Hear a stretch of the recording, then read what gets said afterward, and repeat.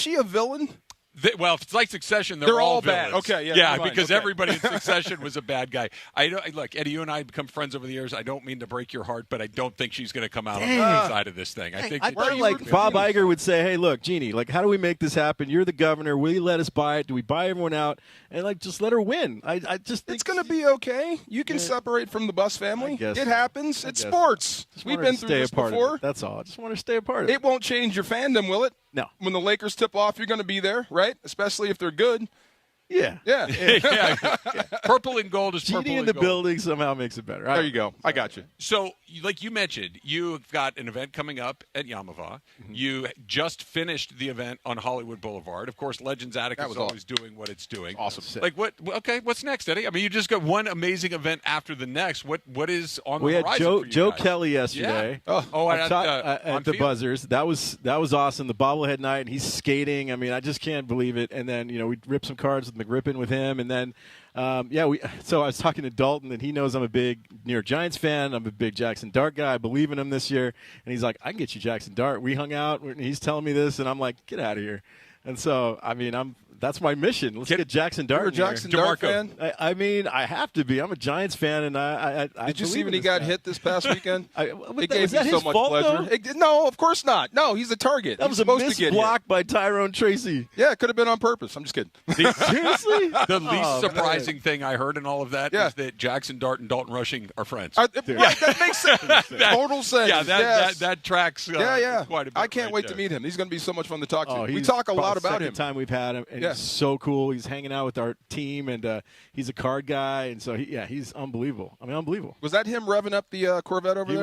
He was. He's driving. We can't. He's driving a good truck. Yeah, I like it, and all from the same family. It's all good. We figured that was him in the Corvette. Yes. I'm like, that makes sense. Yeah.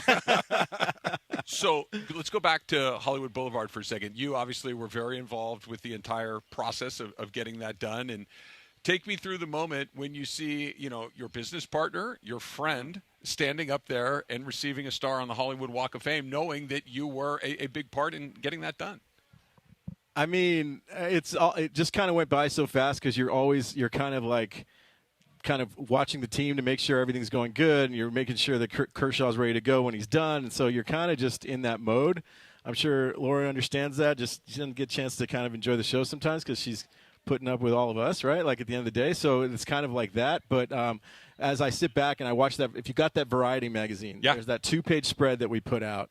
And that's the culmination, right? As a fan, I'm able to go into Orel's phone and I'm going through and basically blasting hey, do you want to do a testimonial or, tribute to Orel that we're going to put a 2-page ad out? First one that got back to me, Sandy Koufax. Wow. And I'm sitting here on my phone. I'm like, okay, can I call this guy? Because I have so many questions, right? And then, and then the random guys like Justin Timberlake reaches out. I want to say this, I want to do this. That's awesome, by the way. So sick. Random. Kirk Gibson. I asked for 2 lines. He gives me like a whole paragraph, which made me spend an extra $10,000 to do a second page.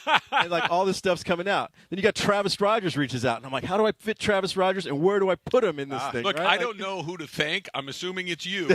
Yes, but you should thank me.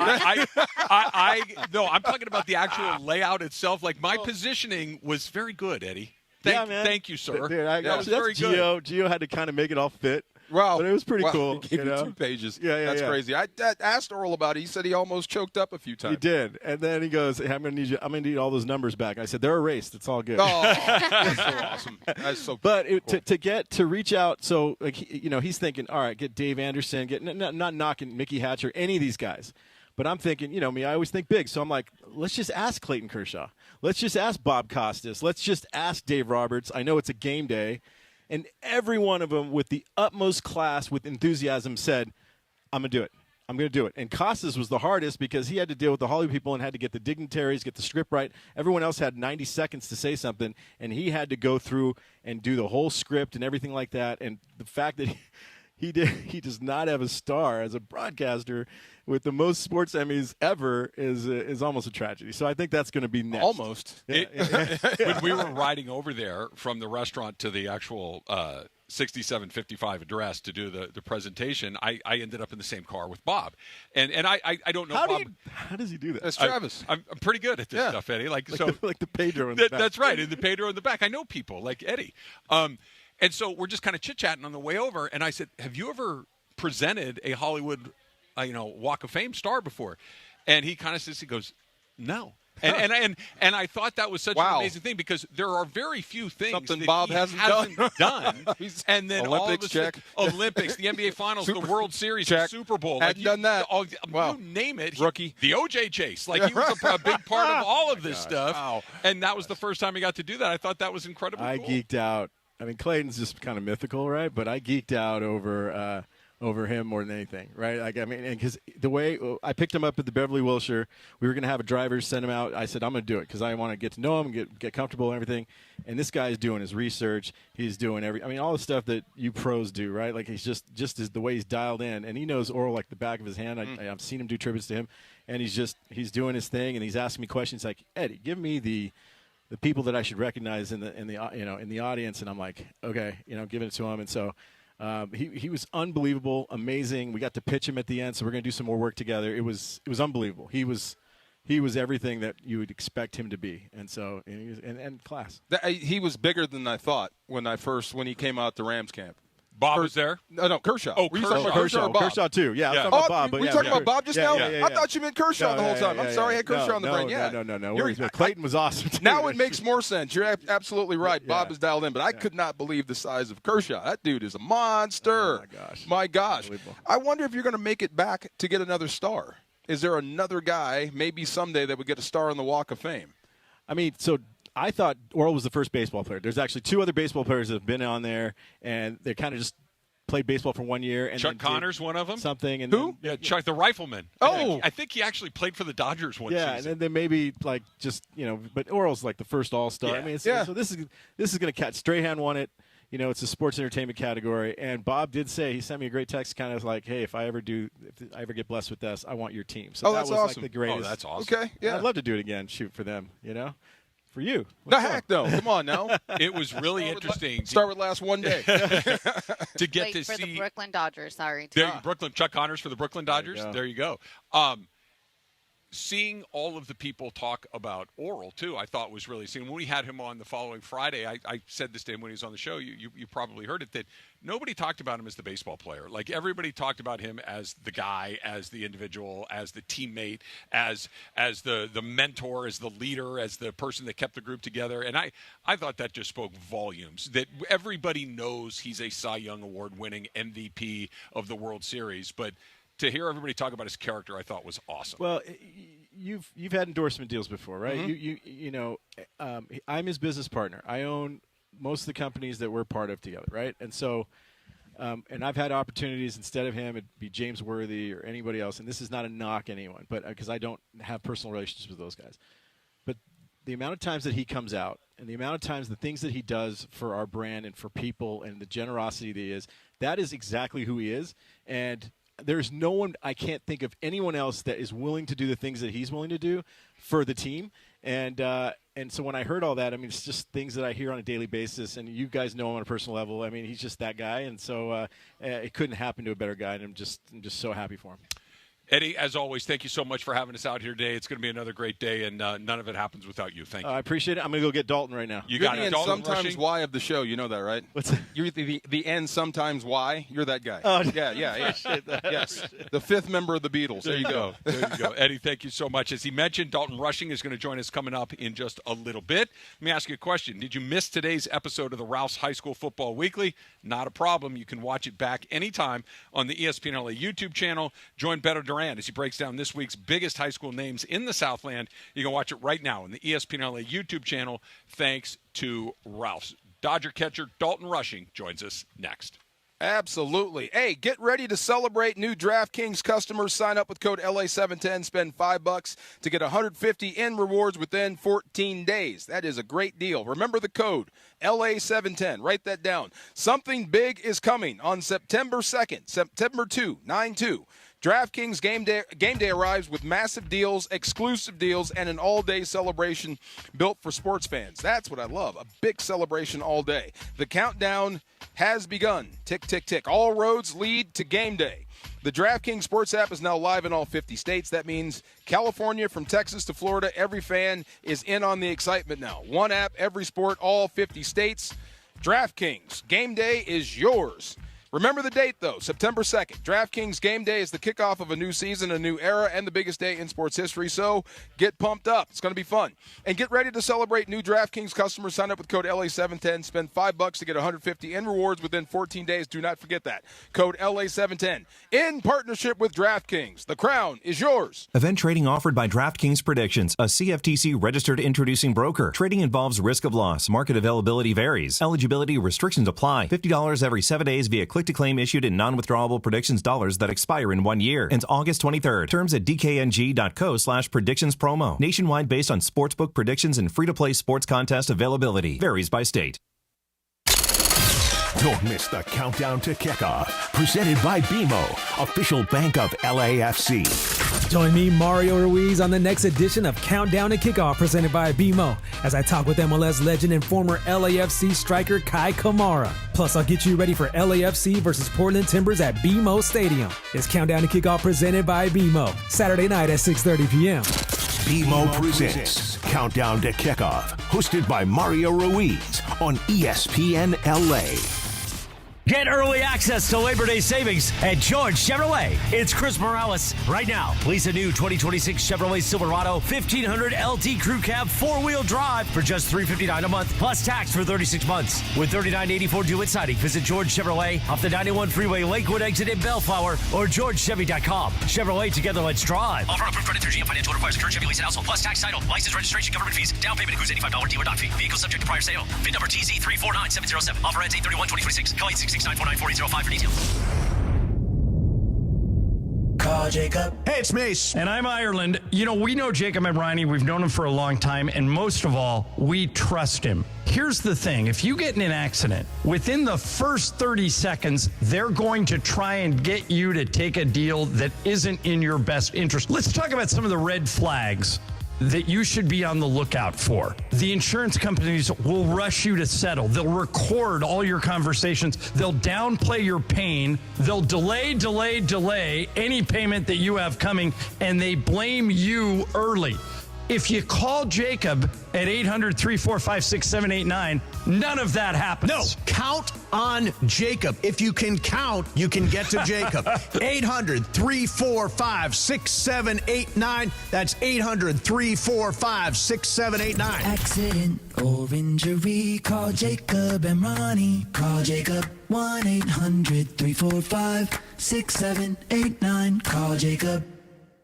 Skechers elite athlete OG Anunoby has been making history on the basketball court. Anunoby tips it in. Unbelievable. What a shot. He's been balling out in Skechers high-performance basketball sneakers, and the world is noticed. But how does OG train off the court to keep in peak physical condition? Hands-free Skechers Slip-ins Aeroburst. They help prepare OG for the physical demands of playing at a championship level. Get your pair of Aeroburst for only $165 at a Skechers store, Skechers.com, or wherever high-performance running shoes are sold.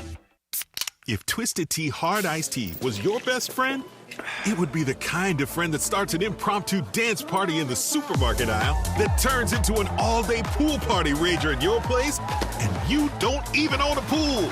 Twisted Tea Hard Iced Tea turns any day into a legendary adventure. It's smooth and refreshing real iced tea with just the right kick of alcohol.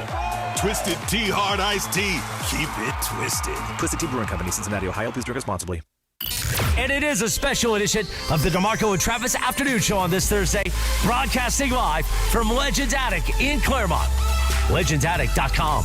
Once again, back to DeMarco and Travis in Claremont right now on ESPN LA. Yo. All right, as promised, we are joined right now by Dodgers catcher Dalton Rushing, who joins us on the DeMarco and Trav Show. Dalton, thanks for hopping on with us. Of course. Good to be here. Finally, we talk about you every day. Yeah, in some way, somehow. Yeah, good or bad, we do. A lot of good stuff. And how's the elbow, by the way? It's good. Progressing really well. The clock that we have on it right now is ahead of schedule, so I'm just excited to start throwing again and obviously be out on the field again. When did you know something was going on in there? It was pretty last minute, honestly. It kind of all started pregame catch, made the last few throws of before I went in to catch bullpen, and I felt it. I felt it, and there wasn't a pop, but there was something going on in there, and I knew it was worth getting checked out. And obviously we kind of dodged a bullet without surgery, but like I said, it's progressed well. I'm glad where we're at right now, and I miss being out on the field. So, Dalton, the last time that you and I spoke was here at Legends Attic, and it was roughly, give or take, about a year ago. Correct. And you're in your rookie season. Now you're in your second season in the Correct. big leagues. What do you know now about life in the big leagues that you didn't know a year ago as a rookie? You can I can take a deep breath now. Yeah.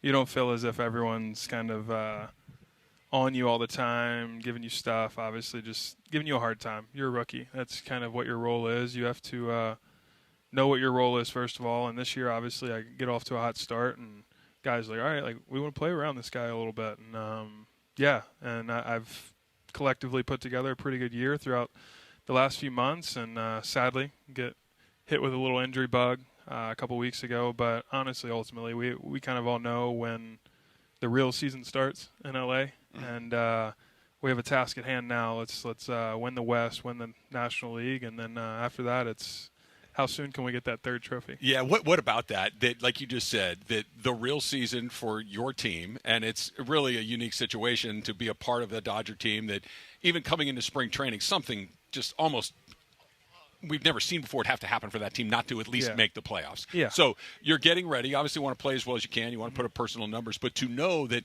hey, man, we got to go out there and play baseball for 6 months before you get to the good part of the season. Yeah, it's I think it's a testament to show the person you are, the competitor that you are. I think that's why so many guys have respect for Freddie. Yeah. He's 35 years old, and he's out there doing it every single day for 162 of them, and he doesn't want an off day. I think that, to me, stands out the most, shows the player he is, the teammate he is, and that's really what we're surrounded with. It's easy to play around those guys. It's easy to give it your all when I'm 25 years old, and I have all the energy in the world, and these guys have 4 kids they go home to, and they're here doing it 162 times a year. So it builds respect for the guys around you, and obviously this is a team. We have superstars in every corner. We have young superstars as well, just growing up around these guys, learning from these guys day in, day out, and I think that's why the Dodgers are the Dodgers. Do you ever get over the fact that you play for the freaking Dodgers? No, it's hard to not think about, You play in Dodger Stadium every single night, and you play in front of 50,000 people, and I think we joke all the time. It's the difference between the big leagues and the show. This is the show.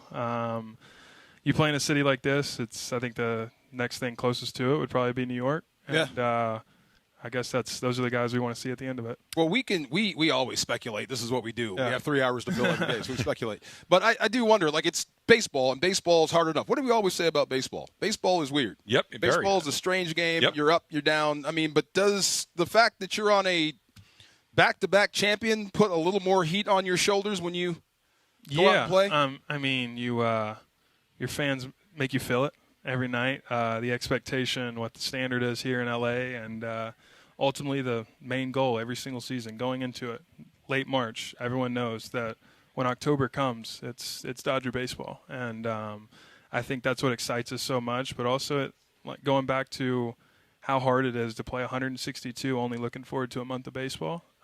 You can't play that way. So I think the relationships, the culture we built in the clubhouse of saying, all right, like 162, we have a task at hand, and then once that 162 is up and we know where we stand going into the playoffs, there's a new task at hand, and everyone knows that task. Dalton Rushing joining us here on the DeMarco and Trav afternoon show. And look, everybody's got their job to do, and everybody's got different things that they need to do. But catching is its own unique thing, because not only do you have to worry about going up and facing big league pitchers and trying to help your team offensively, you got to know that Shohei likes this where Yamamoto likes that, or Snell likes this where Glass likes that. Yeah. To just the amount of mental gymnastics that you need to do, never mind before you get in the bat to swing a single time, to just know I need to make sure that my pitcher's getting what he needs, and this guy needs something different than that guy. Yeah, I think that this pitching staff gets overlooked a little bit, and I know that sounds crazy to say, but you look at it from a catching perspective, it's not like you have your 2 guys, your 1 and your 2 that you focus on. You got to make sure that, hey, these guys are competing for a Cy Young this year, whatever the case may be. No, we have 5 of them. Yeah, 6. 6 sometimes. 7, possibly, with Robleski thrown in there. And, guy's an all-star, you know, and every single night you show up to the yard and you go through these meetings and the standard stays the same. It's this guy has the capability of going 9 shutout. This guy has capability or a chance to throw a no-hitter. So, and I'm not saying that's what you go for every night. You're not going to throw a no-hitter every week. But at the same time, you have to hold yourself to a higher standard every single day.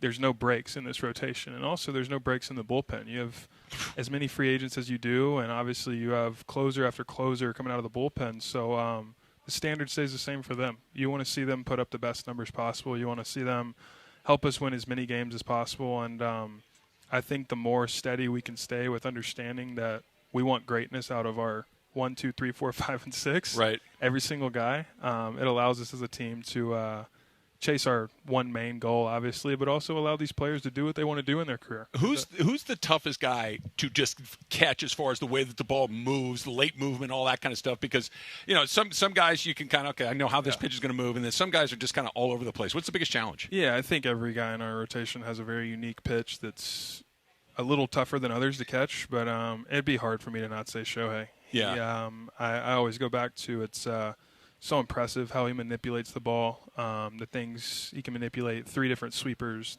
3 different sliders. He's got a couple different splitters. So, like, to me, that's impressive. Sure. And going back to the catching side, it puts a little more pressure to understand which one he wants to throw in that moment, you know. Are there 3 different pitch calls for the 3 different sweepers, or you just yes call and the no. sweeper? Yes and no. There's more location-based than anything, and you kind of understand which one he wants to throw. But, yeah, that's probably the toughest guy to catch, a guy that can manipulate the ball as well as Shohei can, and obviously he's got 101 in his back pocket. So what does that feel like to catch 101?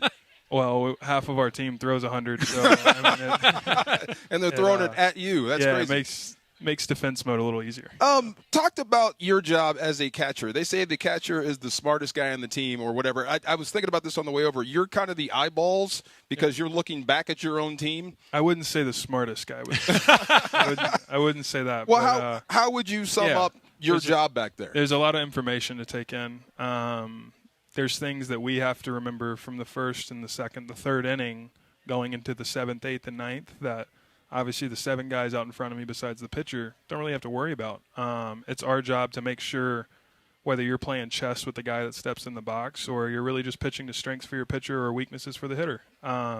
You pick and choose those moments, obviously, but I think the more a catcher's in tune with the game the first 3 innings, it allows the last 3 innings to be a little more simple for you as far as pitch calling, situational baseball, understanding what this guy's trying to do in the box versus the next guy, taking your matchups. There's a lot of things that go into it. Do you talk trash to the hitter?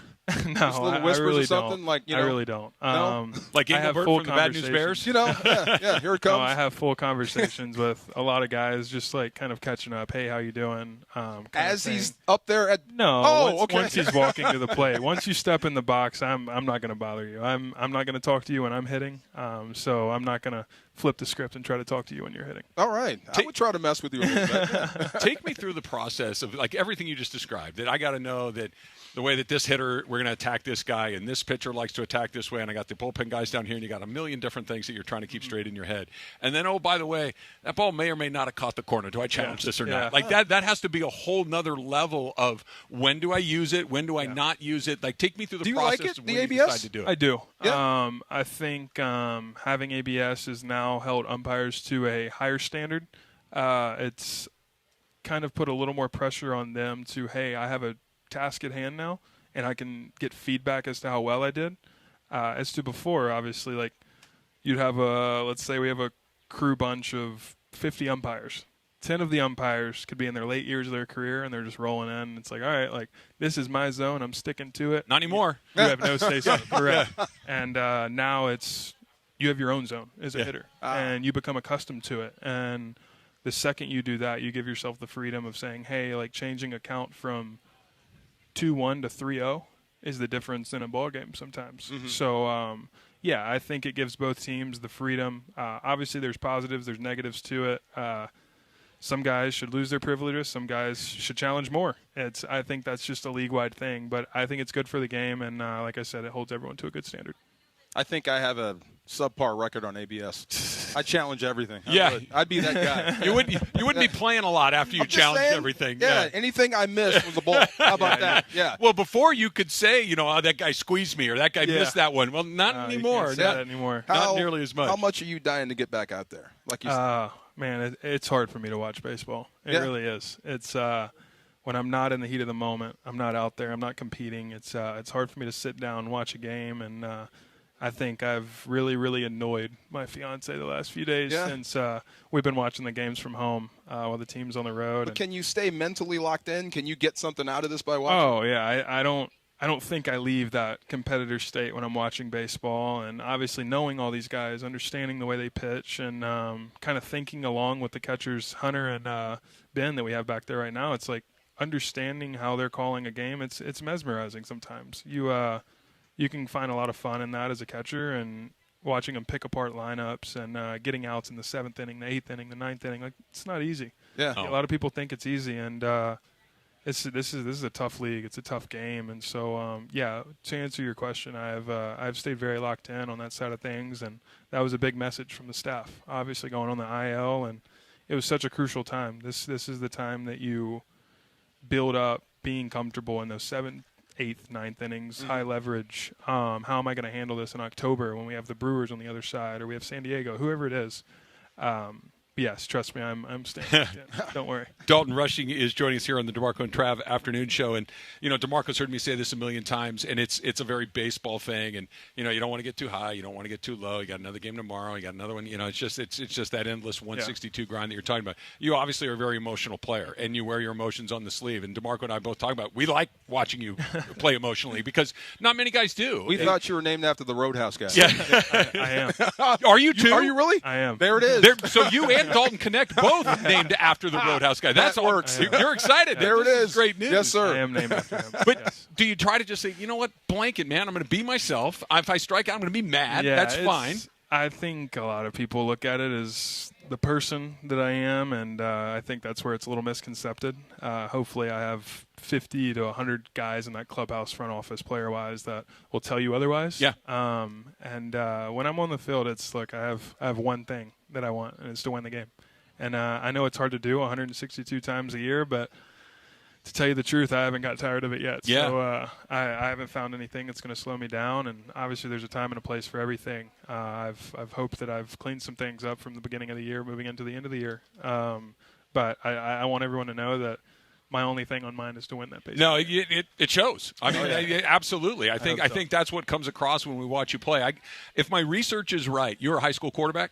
Yeah, quarterback, linebacker. Get out of town. Is that why? Is guys like him the reason you decided baseball? He said quarterback, linebacker. We're good. Yeah. I was known more for being a linebacker. There you go. Okay. I know. I was going to say, because when I read that, because DeMarco obviously was a tackle in the NFL for a long time, that I'm thinking, okay, Dalton does not strike me as the quarterback. Linebacker makes a lot more sense. I played both sides till we got a quarterback that was better than me. Because you didn't have one. Right. I'll do it. Let me do it. When you got one, you went right back to defense. Exactly. I got you. Absolutely. Exactly. Now, where'd you grow up again? About 20 miles north of Memphis, Tennessee. Who'd you root for? The Titans? I didn't really have a football team. I was a big Manning family fan. So, okay. Luckily, my grandfather played a handful of years in the league. He was with the Niners, started in '69, and he was retired in '76. And so that's kind of where I get my size from. I get the competitive nature, and I get to kind of. What position your granddad play? He was a middle linebacker. Okay. He was around like the Archie Manning time, back when Archie was at Ole Miss. He was good family friends with the Manning family. So luckily, growing up, I got to actually meet him, and it was pretty starstruck. Well, you know how the Padres feel about you guys? That's how I feel about the Niners. Okay? Oh yeah. Sorry to bring it up. Sorry to bring it up. Well, Dalton, we're incredibly excited to have you here on the show. We can't wait to see you get back out there on the field. And super stoked, man. I would imagine that getting back out there is obviously incredibly important for you, getting Will Smith back out there as well, and just having the full complement of the team that we've been waiting all season to see. It's like Avengers. Yeah, exactly. and we're finally getting closer to do it. You, of course, are a big part of that. Thank you so much. It's been a pleasure to have you here. Thank you. Yes, sir. On the show. My man, how are your knees, by the way? Oh, they're good. They're good. He's being disingenuous. He was going to ask you about like the one knee and the squat. Remember that? You said the one knee is bad. See, he's an old pitcher. Here's my thing. Oh, we got it going on. Here's my thing. Can you move laterally on one knee? Yeah, it's a little tougher than 2 feet, but you kind of learn how to. Okay. You learn the importance to what side you're moving, and you understand who's on the mound. Is he likely going to pull this ball? Is he likely going to throw it arm side? You know, there's a lot of factors that go into it, but I think it's good for the game today. I mean, ultimately, look at it. We signed Will to a 10-year contract. I'll tell you right now, he ain't going to catch 10 years if he's catching on both feet. That's a good point. That's okay. That, by the way, that turned me around right there. I'm 100% good right there. What's the hardest pitch for you to catch? Is it that sweeper? Is it a splitter like Sasaki's firing up there? Because like you talked about, like, if there's a slider, I know if a right-hand pitcher, the ball is going to go from the right to the left. I can kind of anticipate. Then there's that splitter thing that, God only knows which direction you don't really it's know what it's going to do. I would say Roki's splitter, Yamamoto's splitter is pretty good. It's a little more consistent than Roki's, so it makes it a little easier to catch. But I'd say either Roki's splitter or Shohei's sweeper. It's probably the toughest pitch to catch. What's it like when somebody comes to the team from somewhere else? Obviously, you guys just acquired Turk Skubal from the Tigers. And look, made guy goes without saying. Yeah. But this is different. Like we talked about in this conversation. This is the Los Angeles Dodgers. We're here to win the World Series. Did you catch him yet? No, I have not got to catch him yet. Yeah. No, I have not. So I'm very excited. I've made that very apparent. I've created a good relationship with him as I've gotten to know him over the last week or two. Everyone knows as a catcher kind of what Scoob does on the mound. So watching him from afar win Cy Young after Cy Young and seeing his style of pitching makes it easier on us. It's like, all right, look, here's this stuff. Good luck. What about when a guy works that fast? Yeah. Like, I mean, he gets the ball back from the catcher, and he's ready to go He's again. a competitor. I was telling somebody in media the other day that I think that's what makes me so excited to catch him. Yeah. Is, the two of us on the same field, and he was like, crazy enough, I've heard that from other guys of, hey, we're going to get along very well together. Yeah. So, like I said, I'm super excited to catch him. Obviously, he is who he is. I don't have to talk about him anymore. But he's going to help us, obviously, win a third World Series. Do you get any sense when somebody new comes to the team that there's this is Dodgers, like you said, 50,000 people. This is the show. Yeah, I would say some of the guys are blown away with the media. Obviously, the fan base, how well everyone shows up every night. You're not having your Monday, Tuesday down nights. It's going to be 50,000 every night, and so that's something to look forward to, obviously, leading up to 7 p.m. every single night. And I think that's what he's really taken pride in, obviously, these first few starts with us, and I only see it getting better from here. Got two more. If there's a dust-up, I know who's at the forefront. We talked about quarterback, linebacker. Who keeps you guys loose? Who's the guy in the clubhouse? That's Miggy or Kike. It's those are our two like clubhouse staples. Never a dull moment with either one of them. But I think I'd put a little more on Miggy when it comes to if something needs to be said, it's said, and that's coming out of Miggy's mouth. That's just the leader that he is. I mean, he's going to be a manager in this league for God only knows how long. He's had his moments as a player. I'm sure he's going to have more moments this year, especially after last year. It's a pleasure to share a clubhouse with those two guys, and obviously the way Miggy has led this team over the last few years, it doesn't go unnoticed. Well, again, when you leave, we're going to talk about the series in Colorado and call it a get-right series or whatever. So when you are, as a team, going through a malaise, a funk, how do you pull yourself out? What does that feel like, number one, and then how do you pull yourself out of it? I think sometimes one guy can do it. I think sometimes a team message can change things a little bit. And I think Doc and Miggy, Doc being the guy that relays things through Miggy because he knows everyone's going to hear Miggy out and want to know what he has to say. And anything Miggy says, it's all eyes, all ears. And I think he had a message to the boys last week in our group chat. I know it was talked about on air a little bit. But it was like, look, hey, we're running a marathon, and this is our last stretch. Let's get the most out of this. Let's show the team we are, not only in October, but leading up to that moment. It's impressive to do it 162 times a year. It's almost impossible to play your best baseball 162 times a year. So I think the message was let's give them the best Dodger baseball we can for this last month leading into October and create a little momentum on our side. Dalton, get healthy soon. Yes, sir. Get back to the team. We look forward to you. Thank you guys. so much for coming on with us. I Really appreciate it. Thank Yes. you, my friend. Look at all those Dodger Thank you. fans. Oh, They're yeah, here for they're you. out here. Absolutely. They're always out here. Absolutely. Dalton Rushing, Dodger catcher right there. That was awesome, DeMarco. Yes, sir. That was absolutely You asked him terrific. about the one knee. I'm so happy I'm you did good. that. Look, the explanation of we get to play longer, that works for me. Yes. Now, I work with Madison Bumgarner. Now, right there. when I spike a curveball and it goes to the backstop and you're on one knee, I'm still going to look at you weird.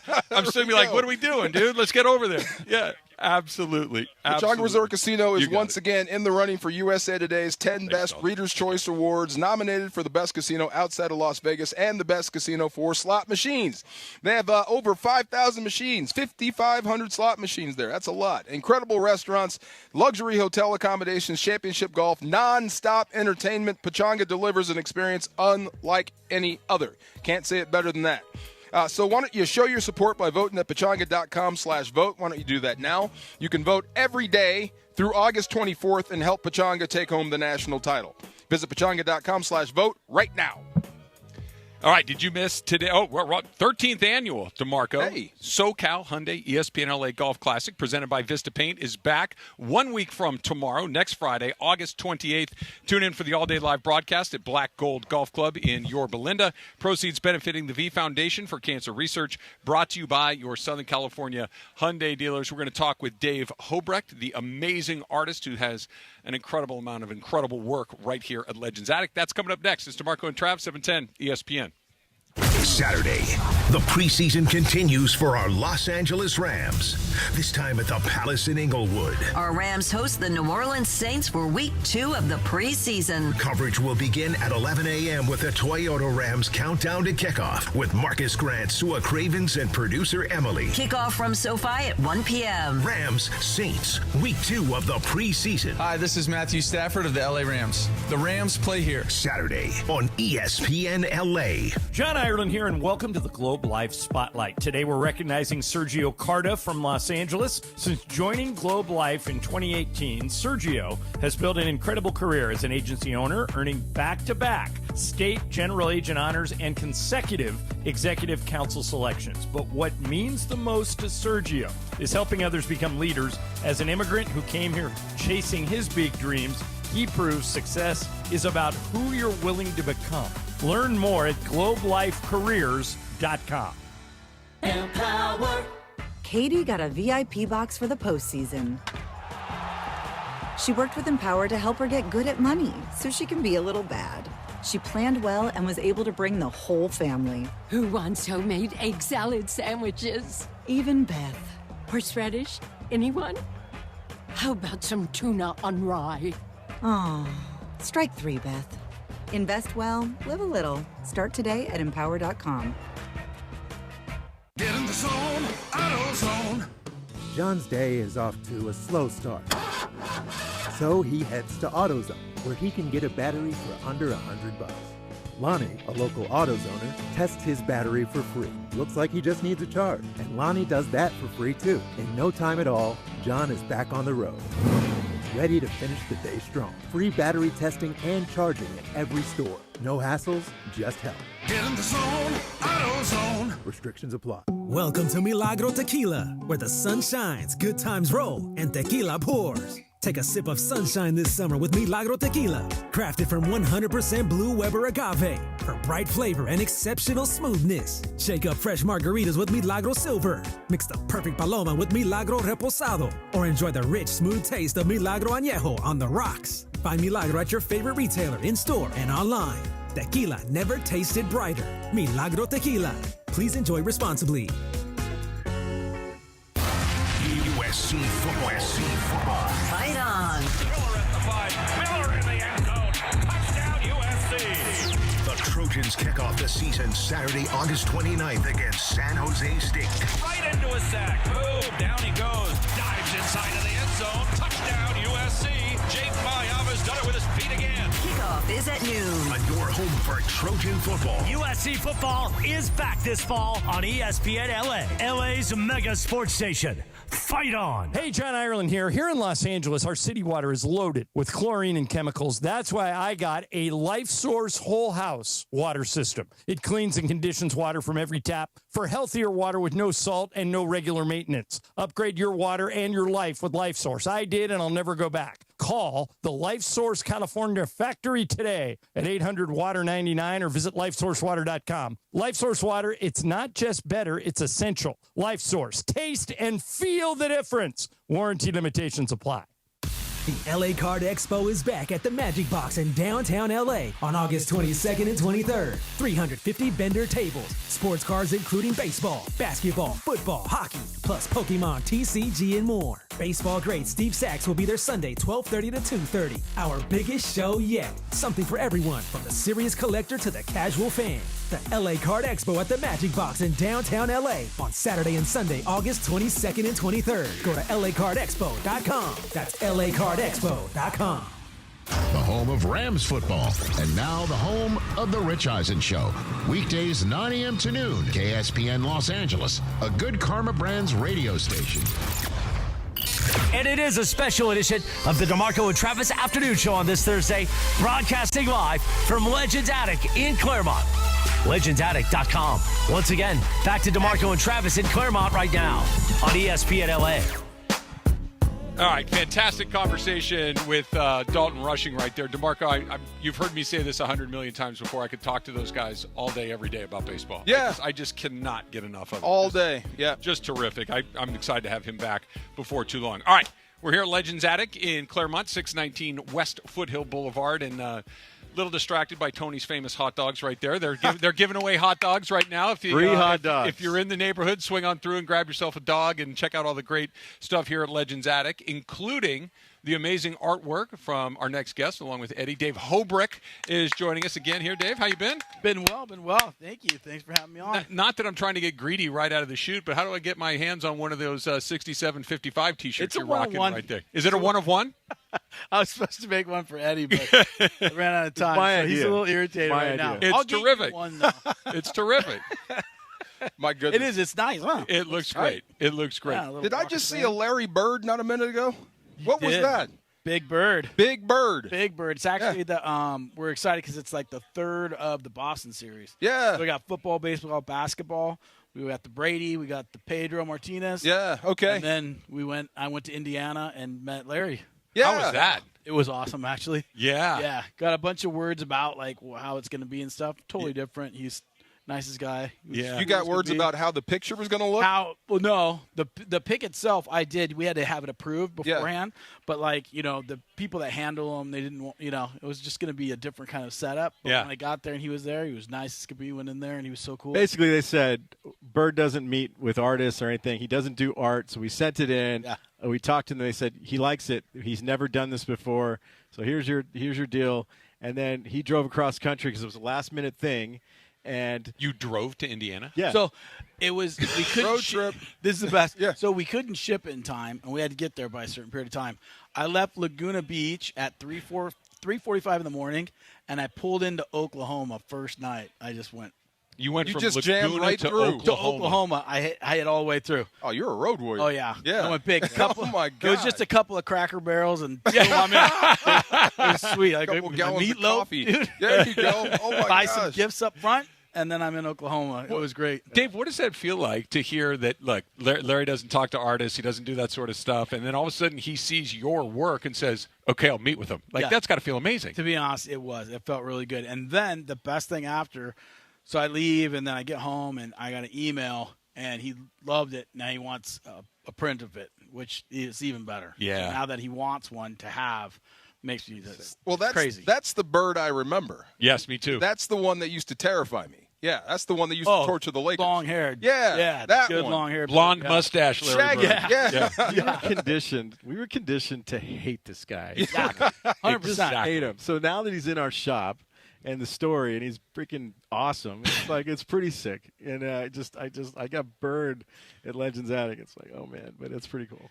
You're exactly right, Eddie, because as Laker fans in particular, you and I are roughly the same age, and Laker fans of a certain generation, the Showtime Lakers against that group of Boston Celtics, that was pitched battle. Freddy that was Krueger. Yeah, and this slow, can't jump, is just cooking everybody. And it's like, I can't stand this guy. And then as you get a little older, you realize he's just running his mouth nonstop. He's just carving people up. And he was incredible. Yeah. Incredible. Unbelievable. Yeah, that's exactly well done, what it is. Dave. Thank you. Yeah, it's exactly what it is. And then, when you come up and you get older and you respect them, and then, you get there and you meet them, and then the lady's like, hey, we got Parrish and McHale, too. I'm like, well, slow down. Yeah. We are in the country over here. So we'll do Bird. So DeMarco can one of these guys can solve our debate. So Dave's painting this piece for Yamava on Monday. And it's like a Laker kind of all-time team and everything. So we think we got the regulars dialed in. We don't have to debate that. But we did get into a big discussion about who the coach should be for the all-time Lakers. Ooh, no-brainer. And so it was like no-brainer? It came down to Phil or Pat. No-brainer? And he was thinking Phil, and I'm like, dude, it's Pat. So who do you think it should be? Well, I got to hear. You said no-brainer. You popped off first. Who? Riley. Yes. Okay. Yeah. Yes. Wow. Yeah. Because Riley came up with the Lakers. Yeah. Riley, debuted as a head coach with the Lakers. He was in charge of one of the, if not the greatest run in Laker history, and he didn't come from somewhere else. I know he left and went somewhere else, but he didn't come from somewhere else. Phil, the first thing I think of with Phil Jackson, the incredible run he had with the Lakers, but the first thing I think of with Phil Jackson is the Bulls. And the first thing I think of with Pat Riley is the Lakers. That's why. Okay, I think Shaq, Kobe. I think dominance. I mean, you got to put Phil in there. You got to split the baby. They both got to be there. Maybe Phil. Maybe Pat Riley with Phil's beard. Yeah, you got to put both in there. Come on, like a cross. Wait, like a hybrid. Yeah, hybrid. Who are the other 5 on there? No. So this was, and actually, I think we talked to Trav about that. So who would be your 5 first before I say it? Shaq, Magic, Kareem. Help me out, Trav. Kobe, and that's the last one. There's the debate. Well, for me, I'd put Rodman, but I'm just crazy that way because I love the guy. Who would you put for your last one? Jerry West. Okay, Jerry West. There you go. It was like Elgin Baylor or Jerry West. Yeah. Okay, well, you got Shaq and Kobe on there, right? Yeah. Those are Phil's guys. So shouldn't Phil be represented? Well, he's there in spirit. Did Phil? What spirit? Yeah, no, said his name. Well, you. No, what I'm saying is that Kobe and Shaq get the Phil Jackson shine, and then Magic and Kareem get the Riley shine, and then West is kind of when the Lakers first came to L.A. and he was the first great L.A. Laker. Yeah. But I love it. It's a perfect team, and I got to finish it off for the event at Yamba. We did a Kobe Jordan, a Kobe portrait, and then a couple of things, and then Robert Horry's going to be there. Oh, sweet. So, with the whole ownership switch thing, we were talking about it earlier. I draw Jeannie Buss in there. See, there you go. But I heard you on the last segment. Yeah, he wants her to Jeannie win. over here. I hope they never lose that charm. Once something gets sold and it becomes franchised, it kind of changes a little bit. I hope they never lose that regalness. Well, that's what I'm talking about. Because when they came and bought the Dodgers, you bought it from Frank McCourt. So it's like anyone buying the Angels, right? Like you're just going to be happy no matter what. Yeah. This isn't a situation that fans are like starving for. So for me, like, why change? I mean, it's like. Can I try to make you feel a little better about this? Okay. Yeah. And it's going to take some time. I'm not saying that this is going to happen. Disney won a championship. No. And I mean no disrespect when I say this at all. I stood right next to him, right where you're sitting right now, when Peter O'Malley was here, and did a great. And he and his family ran the Dodgers for a very long time as a family business, and it was wildly successful, much like the Lakers. And it went through a couple of changes of hands after that, and it wasn't great. And we all were kind of pining for the O'Malleys. Well, eventually, enough time goes by. The team starts to win again, and everything is like, hey, man, this is awesome. And it's the winning that we miss, I think, as much as we miss the charming nature of having a family-run business, that as long as the winning's there, I think everybody's going to be just fine. I understand what you're saying, but you could have made that argument for Ballmer, right? Ballmer came in, took over the Clippers, all the money in the world. He could have done anything with that team. And there's something about the Buss family that brings the stars out to the court. It's that family atmosphere. You feel it. And to me, it's like... You think they're coming to see Jeannie Buss, or are they coming to see LeBron James? At the end of the day, it's a relationship business. I'm just saying. I hope whoever takes over... Yeah. I'm with you, Eddie. Keeps the Lakers the way they're supposed to be. That's all. I think they will. I think that, look, there's Frank McCourts out there in the universe. We know that. But when you're the steward of the L.A. Lakers, hopefully you understand what that means. And I was pumped that Mark Walters is a part of it. We know what he did with the Dodgers. I'm like, that's perfect. This is different. So that's all. Keep your fingers crossed. I'm with him. Just one more. Who was the coolest guy you've ever had to capture? Like the coolest guy? Yeah, like a guy that just jumped off the page when you saw him. I guess Larry Bird would qualify. Larry Bird was good. Yeah. Willie Mays, of course. Snoop. Snoop That was a good one. Okay, well that was a Well, that was different a story. little Did you go to Snoop? I painted on stage with him and Cube was on there. And were you Cypress hungry? Hill. What a good one. Yeah. Good one. Afterwards, yeah. Had a bunch of snacks. But you were very relaxed. You were very, very relaxed and hungry. The green room. Right. Yeah. Oh, I bet. Yeah, I went back to the green room. It was pretty funny. But yeah, it would be Mays or like Jeter. Kobe. Kobe was that one I painted right before he passed. That was a good one. Is there anybody that you would like to get a chance to a paint dream that you team? haven't? A number one guy, person, anything? Yeah, and I want to paint him, but I'd love to have him like see it or sign it. It's Koufax. Yeah. Oh. You gotta go. That's like right now. That would be it. You know, we've Yeah. done a bunch and been fortunate enough to paint tons of different people and goats and this and that. But man, that would be amazing. And to meet him. You you painted know. these guys. I know. Yeah, well, So I it's mean, off the we're- list though. They're we're off on the there. list. Yeah, Those he's are off at the the top. list. Yeah, already did them. Couple branches down. he kind of is the white whale for all of Yeah. that stuff, isn't he? Like he just really doesn't do that stuff at all, and hasn't for 50 years, 60 years. What is he? 90 years old? He's got to be close. Yeah, he's up there. Yeah. That's a That'd be the very good one. answer. That'd be a good one. But yeah, we're painting a lot of stuff. We're real excited. We're flying out to Wrigley at the end of the month, painting the Hall of Fame. They have a couple guys that putting into their Cubs Hall of Fame. So I'm live painting out there at the end of August. So that's fun. And we got a couple other things coming up, some fun things. So yeah, some. You know, stuff to show you in a every bit. time you and I run into each other, and I won't say it out loud, but the golf project that you were working on, any news there? Oh yeah, that's all coming along. Okay. Yeah, there's a couple of things that we're doing, some books and some other things. We're a little on the down low, but Okay. we're making progress. Very good progress. Down low? What's the golf project? You can't tell us? I feel so left out right now. That's kind of what Come the on. download means. You know what I mean? But That's you kind said of it what on it the does radio, mean. though. Come on, wait a minute. Trav and I talk about it because we both we love the golf and this guy that I'm painting is the man. So we're working on some stuff. So it'll be Nice. fun. Yeah. All right. You like golf too, huh? I do. Yeah. guy. I'm a hack, but Poor my guy. son Yeah. likes it. So we Painting watch Shooter it. McGavin. There you go. Right. There you go. Good. I was actually a little bummed out because I saw that last minute at Ontario. Yeah. That go? he came and I didn't Yeah. paint him. So yeah, Shooter. You didn't go. No, I didn't go. Have you done a lot of actors? Have you done an actor series or anything like that? No, I used to do a bunch of music, but I haven't Yeah. done a lot of actors. We're about to. Yeah. There's a couple that we're gonna do, which would be great. You know, some TV. Yeah. You'll love that one. But it'll be some fun stuff. Well, coming up. maybe the next time. Can we tease that, Eddie? Okay. I know let's you tease it. Yeah, Let's tease it because I want to paint with Yeah. Mulligatawny. Right. I'm gonna paint on Right. the outside with some jambalaya. Yeah. When can we let the cat out of the bag on that one, I Eddie? mean, go for it, man. He was supposed to come today, and he had a last-minute little change. I mentioned it to Change these it up. guys the other day. The actor who played the soup Nazi Oh, on Seinfeld yeah. is going the next time we come here. Oh, he's going to okay. be here. I was That's looking awesome. forward to meeting the guy. Yeah, Okay. yeah. You said you did music too? You rock stars? Yeah. Give me a 5. Give me a top 5. That I painted? Yeah. Well, I went and saw Pearl Jam. So the first one I did was Vetter. I did Okay. Vetter, and then I can see did the Chris picture. Cornell. Was he like and- this?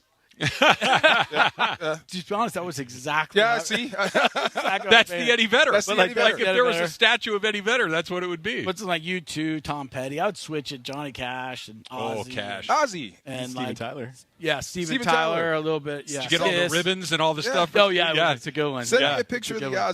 Ozzy. I will. Yeah, I missed will. that guy. I love Yeah. Ozzy.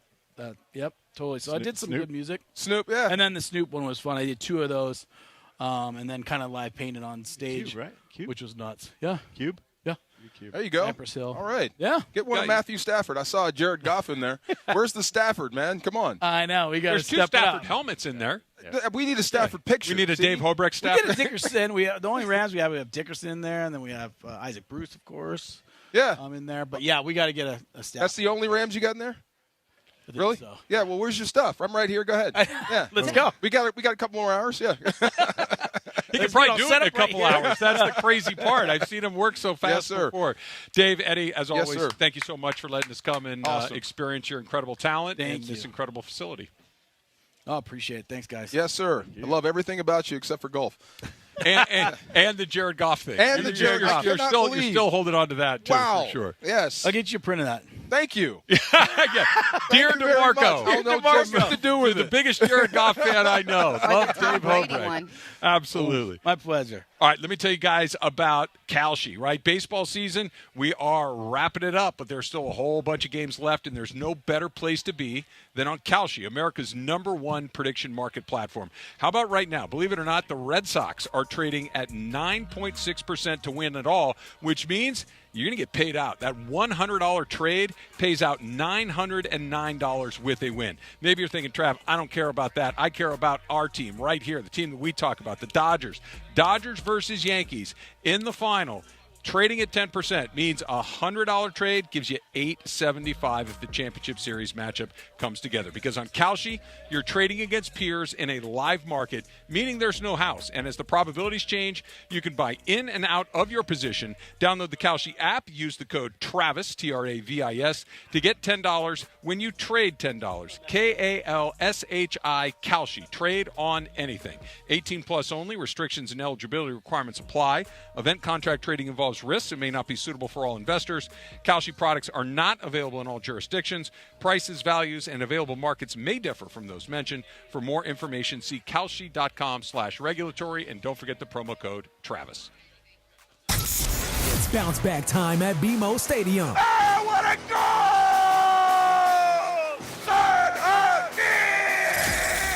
Sun Hung Men in the black and gold welcome the Portland Timbers to downtown LA in a pivotal Western Conference showdown. LAFC! Los Angeles Football Club versus Portland Timbers. Saturday night. Pregame starts at 7 p.m. on 710 ESPN and the ESPN LA app.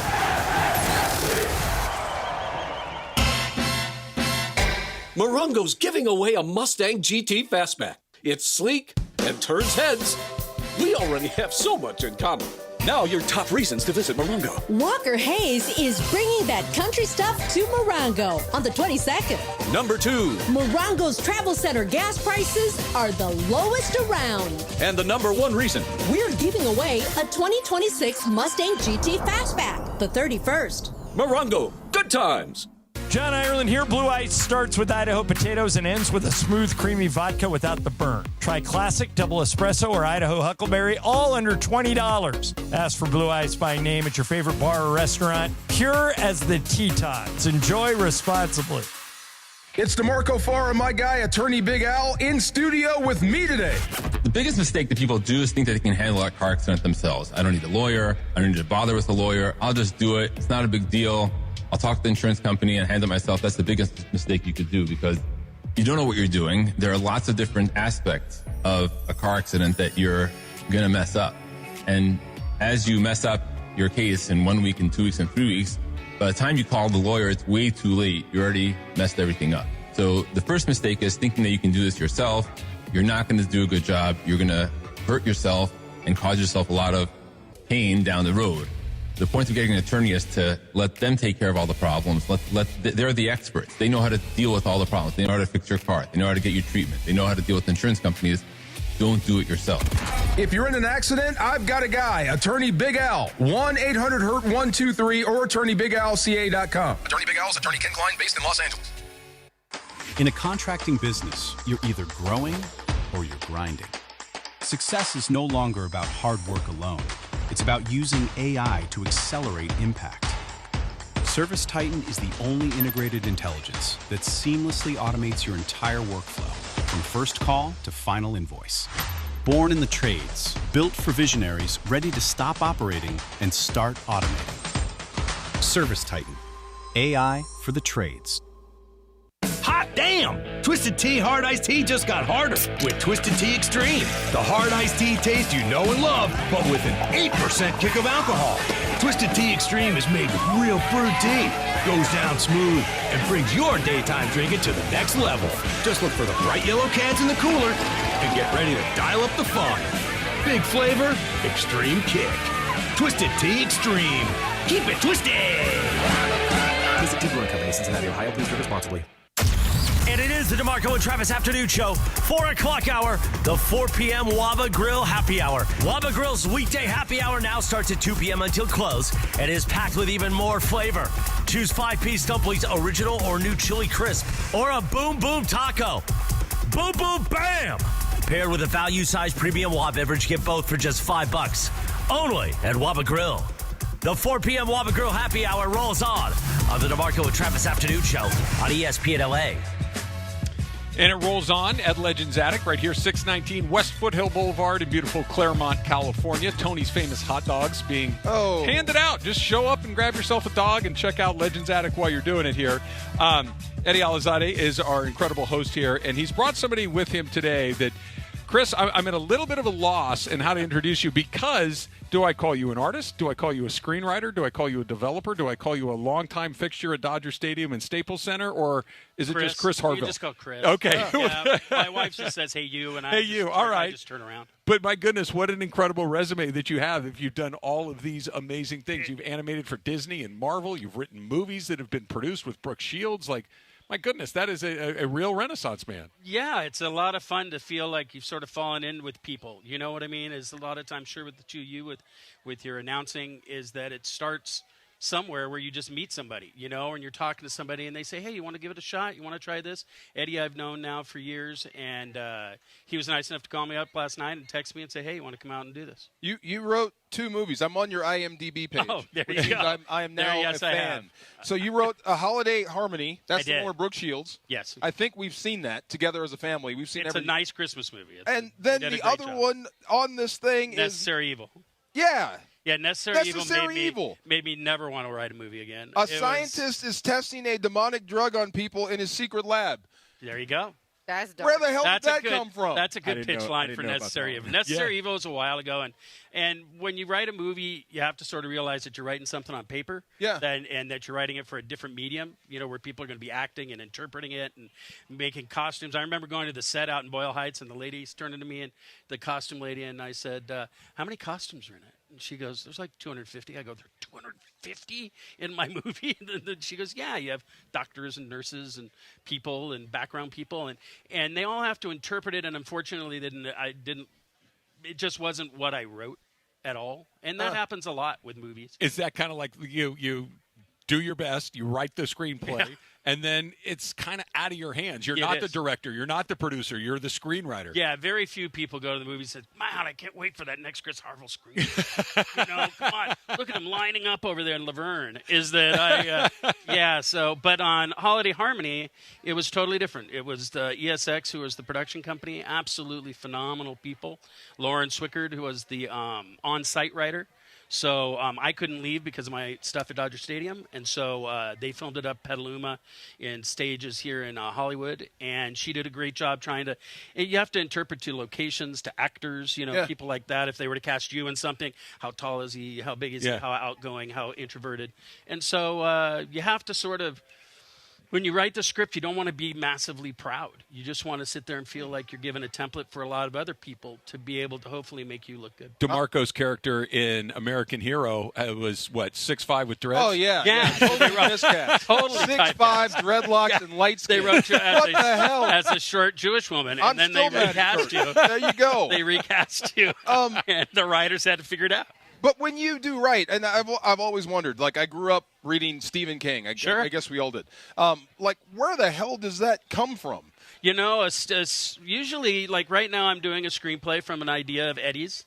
I've finished the screenplay, and he just came up with a very sort of bare-bones thing that he wanted done. And I said it would be my pleasure to sit there and write it. And you start with your whys, and you start with your character arcs. Like if you watch Die Hard, you know, everybody's seen Die Hard. Sure. So a lot of people look at Die Hard as an action movie.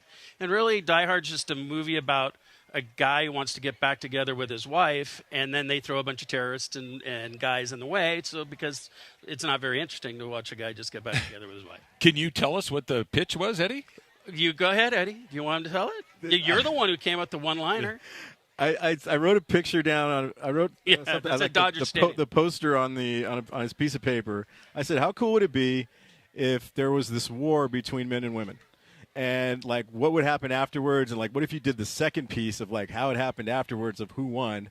And then we do a prequel I said, because I'm about marketing, so I think that would be like something would be a big blockbuster. It's like, who would win that war? And then how did it happen? And then how did the women end up winning? And then what happened? And he's all, cool, I'll write it. And then he's wrote it, and it's brilliant. So I love it. I tell you, it'll go through a lot of changes. A lot of people to have in October, once the Dodgers have won the World Series, right, is for a third time. Yeah. We'll all sit down, because I run the Lakers and the Kings gallery as well over at Crypto or at Staples. And it'll give us time for me to sit down with a lot of people that I've given it to my readers, and my readers pounded it out. I let them just say, just tell me whatever you think. And I've gotten it to the point where I feel that it's now I can give it to the guy who came up with the one-liner called Fate of Mankind. Fate of Mankind, a gender war. That's a good, it's got one man in it. We'd lose. In the entire movie. We would definitely lose. There you go. We'd lose bad. We'd turn on each other. Of that's course the problem. That's what I mean. We'd have first thing I thought, we'd have traitors. They'd stick together, and we'd turn on each other. We'd kill each other, and then just stand. Oh, my God. Wow. Go look at him. Oh, my goodness. Tell me you'd see that, or don't humor me. I'm all in. I'm all in. Trust me. Once you see if you read the script or the first 5 pages, I'll write a script, and I'll generally just write the first 5 pages to make it like a real thing. Yeah. Where you're not thinking of writing something, now it's actually there. And the first 5 pages just will blow you away. I've never thought of that. Right. And that's so simple, right? That's so simple. Like, and that's totally scary. I did the male symbol and the female symbol with a big tear across, and I'm like, let's do this. And then 4 months later, I'd So the whole script's written? I tend to write the entire script, and then it gives me the voices of everybody, where everything's going, my beginning, my end, my circle, and then I go back, and then I really nitpick it. And that way, I sort of hear where it's going, I feel where it's going, what it might be missing. I think that a lot of times you can equate it to the same as a football practice or your guys' show, where you guys come in and say, we need a little more funny, or we could use a little more intensity. Yeah. And as you're trying to make that nice balance in it. So obviously you have a very artistic brain, and you writing screenplays and whatnot. You also was an animator for Marvel and Disney. Actually, as an animator, I was never an animator. I was more of a I was only 23 when I was at Disney, so I was a do whatever the hell we want you to do. And it was really long on my card. An animator is usually, back in the day, I don't do a lot of CGI or illustration stuff. Oh, my God. And they're handing out these pictures. That's incredible for them. That's awesome. So, dude, it's Eddie called me up last night, and he texted me and he said, "Hey, Travis is a Superman and Fernando guy, and that DeMarcus is he's a Ram, and so he's a guy." So I did those last night. You have captured the essence of DeMarco. This and is then that's right your little here. ad that you guys had. Yes. So, oh my God. That's awesome. My football Chris, card, when you see this is who I'm trying to be. It's very nice. Oh, my goodness. Thank you very much. Yeah. Do you know what my nickname was coming in? The Hulk. Mini Hulk. Mini Hulk? Mini Hulk. I thought it was Scrappy Doo. That's after the fight. Foghorn Leghorn. But at our gallery at Dodger Stadium, I'll draw things for people. People will come up with massively incredible things. That is so cool. Yeah, they'll ask me to do Spider-Man in an Otani uniform fighting Dr. Octopus in a Giants uniform. Well, quick question. In front of their restaurant. What do you think of where Marvel is now? I think Marvel's in a fantastic spot. Yeah? I think it's a renaissance for comic book characters are essentially just like the easiest thing. You get a Green Lantern whose thing is drawn by will, power. Captain America, who represents this kind of thing, or Spider-Man is youth and innocence with all his power. I think it's not the hardest arc to write, but it's hard to create villains and storylines to make them human. To make them real and relatable. And sometimes you see a movie, it just doesn't work. And sometimes you see one, you go, wow, dude, that was... Yeah. Really, really, somebody put some time and effort into that when they knew they were just going to make money anyway. So you've worked at Dodger Stadium for 28 years? I've been at the Art of the Game Gallery, which is on the field level, my willful plug here. Yeah. If you want to see me sitting on my uncomfortable wooden stool, I am at Dodger Stadium on the field level in aisle 1, right behind home plate. I have a location in the outfield, which is a little smaller.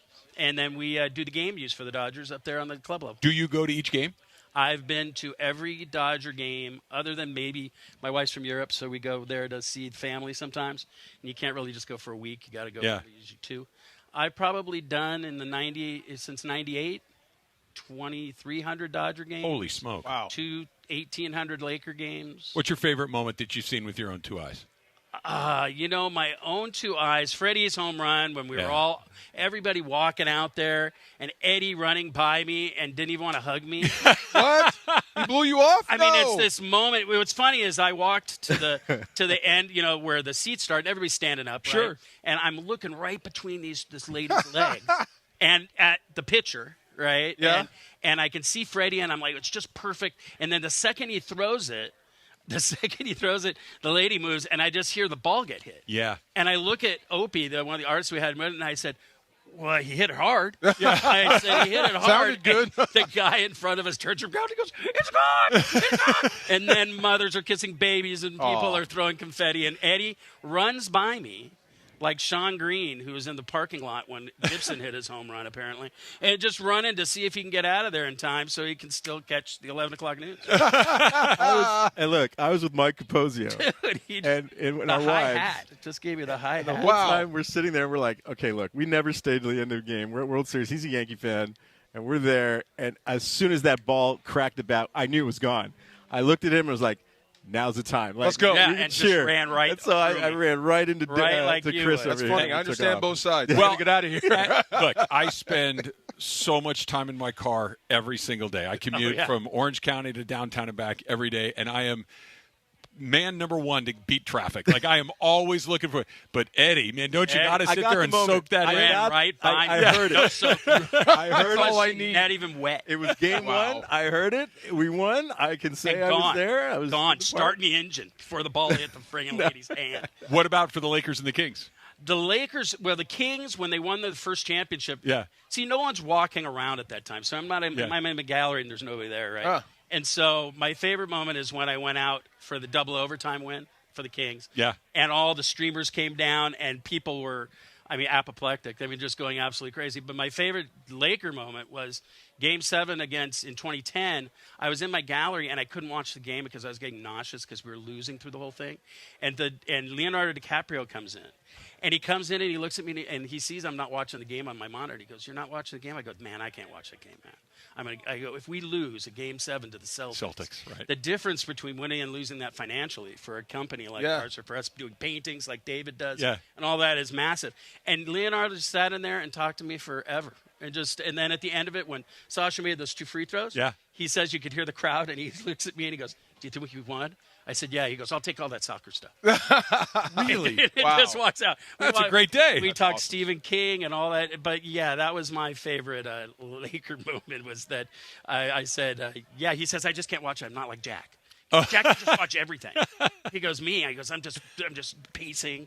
And then I'm in the back and sitting there and saying, "How could they be calling that play?" Oh, and that's he goes, great. "What do you think about basketball?" I go, "Well, they always call everybody over the sideline, and then they write stuff, and then the guy goes out there and shoots a three-pointer." I said, "I don't understand. What was the play? Yeah. Was that the play?" Shoot the Yeah, three-pointer. I say, "Hey, okay. All you guys block, and you go run out there. I'll throw it." Well, that 2010 team was give the ball to Kobe and get out Get out of the way. Yeah, sir. Yeah, it was a willful Good thing. coaching. There Chris, you go. this was a real pleasure. Hey, Thank you so much for these man. incredible works of I don't art. know what to It's say. nothing. It's my pleasure. What Thank does you, that say Eddie. right there? Thanks for really giving us a plug. It says For having me? Thanks for having me on. Oh, man, Go go Rams. Rams. Oh, you have no idea. Thank I you very much. appreciate tremendously all of this for us giving a plug to the art of the game and to the Dodgers organizations. Fantastic. Eddie, what he's doing here out in, the far reaches of whatever city this is. And Beautiful Claremont, California. Just cannot be anything but perfect. It is. Give me your number. I got a bunch of movie pitches. Okay. I got a bunch of stuff. Yeah. Marco's got screenplay ideas. My for pleasure. sure. Thank you so much, Chris. Thank you, guys. You got it. We got a little Far Side coming up next. Let me remind you again that the 13th annual SoCal Hyundai ESPN LA Golf Classic, presented by Vista Paint, is back a week from tomorrow. That's Friday, August 28th. Tune in for the all-day live broadcast at Black Gold Golf Club in Yorba Linda. Proceeds benefiting the V Foundation for Cancer Research. Special thanks to Vista Paint, where color, creativity, and chemistry meet. The Far Side coming up next. USC football. Fight on. Miller at the 5. Miller in the end zone. Touchdown USC. The Trojans kick off the season Saturday, August 29th against San Jose State. Right into a sack. Boom. Down he goes. Dives inside of the end zone. Touchdown, USC. Jake Mayava's done it with his feet again. Kickoff is at noon. On your home for Trojan football. USC football is back this fall on ESPN LA. LA's mega sports station. Fight on. Why do we grill to order at Waba Grill? It's just better for you. Waba Grill. It's flavorful. Pick me up and never put me down. It's quality. It's fresh. It's spicy. Introducing our new Chili Crisp Dumplings. A spicy twist on a Waba favorite. Bold, crunchy, and tossed in fiery chili crisp. Get yours now, only at Waba Grill. It's for you. Vista Pain is California's original. Head to Waba Grill for $5 happy hour, weekdays starting at 2 p.m. Choose from 5-piece dumplings original or chili crisp or a spicy boom boom taco. Pair with your favorite premium with beverage, including our new strawberry watermelon lemonade refresher, both for just $5, only at Waba Grill.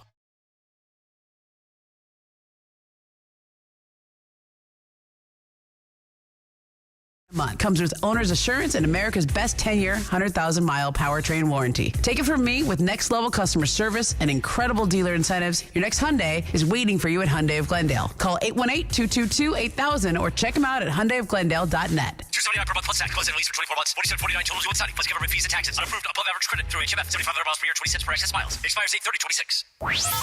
The Hard Rock Hotline on ESPN LA. Brought to you, of course, by Hard Rock Casino Tajon. Experience gaming, dining, and live entertainment at the easiest drive from downtown LA. Must be 21 or older. Gambling problem? Call 1-800-GAMBLER. Shohei Ohtani's interpreter was fired today. Ippei Mitsuhara ran up gambling debts to a Southern California bookmaking operation. The inside story of the biggest scandal in modern baseball. He was absolutely bananas, the amount of bets he was making. I've never seen anything like it. From 30 for 30 podcasts, this is The Betrayal of Shohei Ohtani. Presented by Gusto. New episodes available now. Listen wherever you get your podcasts. Every 40 seconds, a child is reported missing. Find the Children is a nonprofit organization dedicated to helping find missing kids. You can be a part of their mission by donating your unwanted car. Call 1-800-294-0222. You'll receive the maximum tax deduction, and we provide fast, free pickup. Call 1-800-294-0222. Donate your unwanted or unused car. Call 1-800-294-0222. This advertisement was paid for in partnership with Cars R Us and Find the Children. Fair warning, one Sunday Swagger polo ruins every other shirt in your closet. Hey, it's Chris Morales. Buttery soft, 4-way stretch, prints with an actual personality. Made for golf, approved for the clubhouse, the tailgate, and everything after. 250,000 people already own their Swagger. Buy one, get one 50% off. Code ESPN. SundaySwagger.com. Code ESPN. Buy one, get one 50% off. SundaySwagger.com. Code ESPN. And it is the DeMarco and Travis Afternoon Show right here on ESPN LA. The Far Side.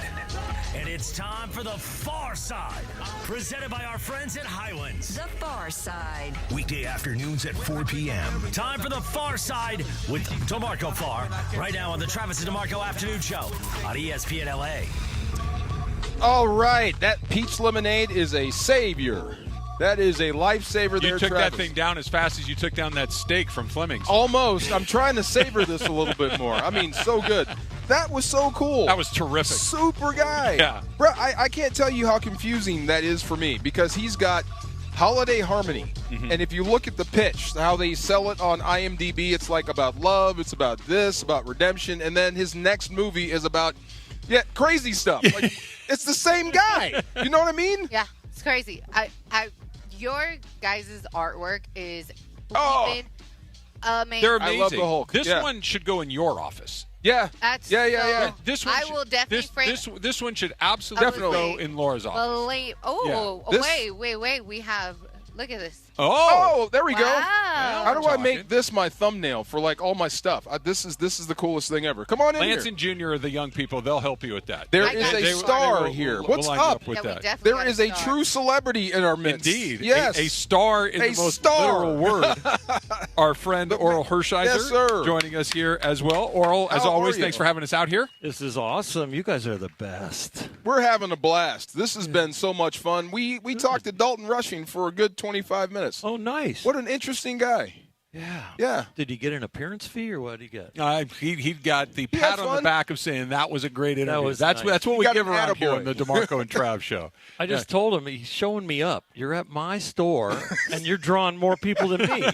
Oh, come on. And I said, you know what? First time around you weren't hitting. Nobody hardly showed up. This time, you got the longest line ever. That's Right? awesome. I asked him this question, Orel, when he was sitting here. I said, the difference between year 2 in the big leagues versus being a rookie in the big leagues. And he said, I can take a deep breath. Yeah. And dude, did you have the same experience? Let's see. Yes, it's hard to look back that far. As a pitcher, see, the difference between pitching and hitting is as a pitcher, our career is built on success. As a hitter, their career is really built on slumps and keeping them short. So if they fail 7 out of 10 times, they're a Hall of Famer. If we fail 7 out of 10 times, we are not in the big leagues. So we have to be really good about 85% of the time, and they just have to be really good 3 out of 10 times. So it's a different mentality. So I think as a pitcher, like Fernando, like some others that come up and just take off and never really have to get that breath. Yes, the young pitcher that comes up and fails early on and the game speeds up on them and all of a sudden they overthrow and they're not hitting their spot, and when they do make a mistake, gets hit, that guy does need to take a breath. But I kind of hit the ground running too, so I never felt like I had to take a breath or step back as much as I felt like I got to keep this on a roll. Yeah. Yeah. So it's a different mentality, I think, completely. Like a reliever probably has to take a breath sometimes. Like a young reliever comes up and gets bombed early and, has to sit around every 7 or 8 days. He finally gets back in. A guy like Kyle Tucker, is it good to take a breath? Like when it's too much for you, just for a hot. I mean, it's sports. It happens. Yeah. It's a tough game. It's a tough business. Sometimes it's good to take a step back. I wonder, and Dodger fans are fantastic, and the packed house is there every night, and so his batting average at home is below 200, and his batting average on the road is his normal career average, like 275, and so the overall average is like 234. At home, I'll bet you he is feeling more pressure, and I'll bet you Dodger fans are getting a little frustrated with the lack of production at home, and he might be hearing it out there in right field. And that's a hard thing, is to be kind of berated or hear about it when you're at home, because on the road, they could care less, right? And they're not saying anything. But I would think that, he's probably hearing it a little. He's probably pressing a little bit more at home. And on the road, though, he's very relaxed and he's producing. You wonder, too, Orel, and like you said, when you got to the big leagues, you kind of hit the ground running and you had success. And it's, success leads to more success. It leads to confidence, which leads to more success and everything else. And it leads to your teammates welcoming you, and you're on the team. Sure. And I wonder, and look, Kyle Tucker has had a successful major league career. There's a reason the Dodgers signed him to that contract, and there's a reason that he was pursued by a number of teams. But I wonder if this is the first time that he's ever really struggled like this, and just trying to process because a lot of guys in minor league struggle, get a little better, you go through it, and you come up, you struggle, and go through it. But he's been good more or less since the moment he showed up until this season at Dodger Stadium specifically. And I wonder if it's like, what do I do now? I've never had to do this before. Yeah, I'm not going to speak for Kyle, but I can just prognosticate what's going through his brain and feeling it. But yeah, I think that most big leaguers have not struggled. I don't know how it is in football. Same. Yeah. You reach a point where your first difficulty is in front of 50,000 people or with a contract. That kind of thing. I don't know. It's a hard mental grind to be an everyday player. It's a hard mental grind even then to be slumping. And it's even harder to be with one of the highest paid guys in the big leagues and not, jumping over that bar anymore. And hopefully he will in the future. And I think, like I told Walker Buehler when he made the last outs in the World Series and it was a forgotten season for him, like I've told other big leaguers that are struggling, I mean, Mookie or whoever we've talked to at different times, Miguel Rojas, it's like with the Dodgers, you always have a chance to have the best season of your life, even if it's just in the playoffs in the World Series. It's a nice racer at the end of the year. You can change it, right? If you're doing this in Minnesota and they're not making the playoffs, if you're doing this in Miami, if you're doing this in a place where they haven't been in the playoffs in 8-10 years, you got no chance to rescue a bad season. But with the Los Angeles Dodgers, you got a chance to rescue any bad season because we're going to the playoffs and you could be a hero. Dalton Rushing just said the same thing. It's like the season starts in October. We all know this. Yeah. So it's funny. Let me out Travis again. So we do the show, and we have TVs in the studio. So there was, I think it was your World Series when you were pitching your butt off. Okay. And during the break, we usually chop it up and talk about what we're going to talk about. And then I lose him for a good 2 minutes. And I'm like, what are you looking at? And I turn around, and he's watching you pitch. It's just amazing to watch him watch you, and then you guys are sitting here right now. Well, we've had man crushes on each other for a while. Mine longer than yours, I think. Yeah. Yeah. You're like the girlfriend on the side. But I did want to ask you, because I keep telling them, and there's a picture of you in there doing it. Right as you're getting ready to release, your head kind of tilts. Yeah. And it's pretty freaking intimidating. Yeah, what is that? That is Sandy Koufax telling me that you are throwing a two-seam fastball, Orel. It's a spring training, probably when I was in AAA. And you're going to be able to roll your shoulder and stay inside the ball longer if you can get your head out of the way right at the end. Just tuck your chin a little bit at the end. Because our arm naturally pronates, which is turn it the opposite way that feels natural. Turn it inward with the thumb going down. Naturally, when you release the ball and you decelerating muscles in your back of your shoulder fire, it immediately takes your arm that way. And I'm like, wow, if that's where it wants to naturally go when I misfire or when I let the ball go, I wonder if I can do that a little early. And I started trying to do it early, and I started kind of falling off towards first base. And that's kind of, you don't want to do that as a pitcher. You want your energy to all go towards home plate and you all stay behind the baseball, but I wanted to be not behind it. I wanted to be inside it.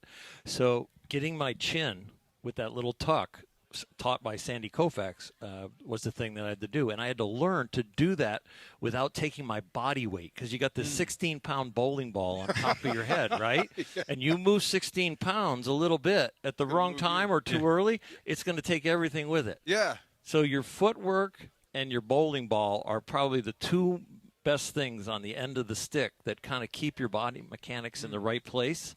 You know, you're kind of like that. What was that movie with the kid on one leg? Oh, Karate Kid. Karate Kid. Yeah. Right. The crane move. Like if he doesn't get the weight in the right spot on the leg that's on the ground, and he doesn't get the head in the right spot, like over his belly button with good abs, he's not going to maybe be able to make that kick. And it's the same thing in pitching, same thing in hitting. I know it's the same thing when you line up to block or to tackle or whatever. Right. You got to get the bottom and the top in order. I know what me, like you said, when do right, no can defend. But it looks like, I swear, I mean, I'm glad you explained the technical side, but it looks like when your dad says, "Don't make me come back there." Yeah. That's the look I get. That was the intimidating look? Right. It's coming. Yeah. Yeah. Yeah, it may be. Yeah, Two things can be true at the same time, right? Sandy Koufax can tell you to tilt your head, and you can give a little I'm also look. left eye dominant, so when you're dominant opposite of your throwing hand or your hitting, that is able to give you triangulation, and once you have triangulation, you can be more accurate. So I can't shoot a gun. I can't, because the gun, you're supposed to look down the barrel, right? And I'm left eye dominant, so I'm like, oh, you're not putting the sight in the right spot. missing, right? Yeah. They need to put a patch over my eye to shoot a gun because I got to have no left eye to shoot down the barrel. I can't do it. I'd love to see you try that. Yeah. Why has Orel got a patch on his face? Yeah. Orel Hershiser is joining us here on the DeMarco and Trav Afternoon Show. So it's been about a week since the ceremony. Exactly a week, I guess. It's exactly a week now that I think about it. 8/13/26. Yeah. Take me through the last week or so. Obviously, in the moment, you know, it was an incredible honor, and you were emotional, and we talked about that on our show the day after. But a week later, I mean, do you still catch yourself thinking about it? I catch myself thanking everybody because it went flawlessly. So the team here at Legends Attic, the team at our dealership, the team at different places that, I have groups of people that work for us and are our teammates, they pulled it off. And Eddie Alizadeh, my partner, amazing job. Mackenzie Montgomery, ridiculous. Jamie, I can start naming all of them. But for them to ask my friends to come, and then they all show up, for the speakers to say, yes, I would like to speak, and what they said, for the Hollywood committee and community and city to do what they do, and the fire marshal to allow us to have more and more seats as people said, we want to come, and then to watch it all pan out. Yeah. I didn't write the speech out. I didn't read it. I had bullet points of where I wanted to go. And it was really easy because everything in my life has been about, I want to be on a team. I want to make that team. I want to be on that team. I want to stay on that team. I want that team to win a world championship. It's all about team. And so the speech kind of wrote itself in my head. But what was hard when I started to rehearse it was just the feelings about every person that has helped me, whether it's Drysdale and Koufax or whether it's Eddie or whether it's, it's just crazy. Peter O'Malley and Tommy Lasorda and, the current organization with Stan Kasten and Lon Rosen and Andrew Friedman. And I got a beautiful note from Janet Marie Smith for complimenting how beautiful Dodger Stadium is now for the fans and everything. So it was unbelievable. And then Clayton Kershaw, to have Clayton show up is off the charts like crazy, right? Bob Costas said he would love to do it, Orel, because of the 88 relationship, our relationship. Clayton says yes, and I'm like, what's Clayton going to say? Because Clayton is like Mike Scioscia. So Mike Scioscia and I are really close, right? But you would never know it. He's one of those guys that, if he's ripping on you, then he loves you. He loves you. Yeah. Right? Okay, yeah. And Kirsch never rips on me, but Kirsch is very kind of tight with his feelings. For him to say the things that he said about, Orel's not old school and he doesn't tell us how they used to do it and it was way better. Or, Orel's always positive around us and never comes up and tells us what we're doing wrong. He just accentuates something that they were doing right. And that was touching because I've never heard that out of him. And then Dave Roberts. Dave could motivate anybody. It's not to cut you off, Orel, but I was so struck by that too because being, I was from here to there watching him do this, and you were just in the palm of his hand. Like he's that captivating individual, and you can understand why he's been the leader of as many successful teams. The leader of men, the leader of the city, the leader of the organization, and we do have a very special relationship. I do stay away from him when he's on a roll and when the team is, and I get close to him because I know what it feels like to lose. Yeah. And especially to lose games that are by the salary structure, by the roster, by whatever, by the aspirations of the Los Angeles Dodger fans, that everybody feels like you should have won, and you don't. And that's a hard place to be. But a great ceremony, an amazing ceremony. Yeah. And I always say to people now, when you look at the stars, you look up in the sky. But if you want to see mine, you got to look down. You got to look down. Okay, so you didn't see it before you saw it. They don't let you. There's a lot of parts of this. I thought I offended or hurt people's feelings on certain parts, like certain people I didn't maybe mention in the speech, certain people that didn't get invited. But once it was announced that we got one, and once they got the date, and once I put down maybe my hit list of all these people I would love you to ask, they removed me from the equation. Oh, you're out. So it's got to be surprising. Surprise this with Orel. Surprise this. The Dave Hobrick painting was a surprise. That Kirsch was coming was a surprise. That Dave Roberts was coming. That Peter O'Malley was still coming. And then for me to look out across the audience as we walked out from the secure area and to see all the people that showed up, it was a surprise. That's why you kept seeing me maybe on video going around and hugging people, but not sitting down to get ready for the ceremony because I hadn't seen some of these people and didn't know they were coming. Wow. So I was out of the equation. So what flashed the first time you saw it and you saw your name? Well, glad it was spelled right. Hers, his, ER. Hers, his, ER. Yeah. That helps me so much now. Yes. Yeah. I'm not going to lie. The hers, his, ER. Yeah. Yeah, it gets me on the show more, huh? Of course. What's that guy's name we have? I think people are pretty familiar with your You're name. always welcome on the show. But what hit me on the star? You know what? Being a Christian, I don't want it to be an idol. I want it to be a remembrance of good things and good people. And that's why I said, I'm going to cry. But that's why I said, I would hope that Dodger would be above my name, because how many people are going to walk by all those celebrities and all those household names, and they're going to get to that star, and they're going to go, Orel, and they're just going to keep walking. But the Dodger fans are going to flock there to Hollywood, and I hope it helps their economy, because you have a few Dodgers there. You got Jaime, and you got Vinny, and you got me, and you got Chuck Connor, the rifleman, and then the doctor on General Hospital, Dr. Hardy, and I don't know his name, the real name. He played for the star. Dodgers? No, but he played in the big league. Oh, okay. So the only big leaguers that actually played Major League Baseball and have a star now are Chuck Connor, Dr. Hardy. That's great. I apologize. Please look Dr. him up Hardy will work. and pronounce the name. It starts with his last name starts with a B, I think. Laura will find it. She's good at this stuff. Yeah, she is. Yes. How good? We're about to find out. We're about to find out. She's probably going to say, "Let's go to commercial," and then I'll have time to look it up. No, she will figure it out. That's how she does it. That's how she has bats 1,000. Yeah. Wow. Let me ask you this about what's going on right now in the National League. And Ohtani and PCA are in a race for the MVP. Do you think that brings something out of Shohei over the course of the next, how many games left, 35 or whatever the number is? I think we definitely see it. Yeah. I think there are at-bats where we see he really is sitting on looking for something inside and is going to hit it a country mile. I think there are other bats that are very team-oriented, just like any of the superstars that are chasing numbers and chasing MVPs and awards and Hall of Fame. I think when you see the team at bat, you see it, where you're going to go more up the middle or more to left center. And I think everybody does this. But with a guy with his talent, he can do it more often. And I don't think it's chasing the MVP as much as it's just chasing more impact for the Dodgers. It's an impact at bat, If he's up in the 7th and it's a one-run game and we're down by one, yeah, you want him to go deep. You want him to hit a double. You don't want him going up there as the leadoff guy and going, I need to get my base hit to left. I need to be really disciplined and take my walk. If he does, great. But no, you want him to put the ball in play.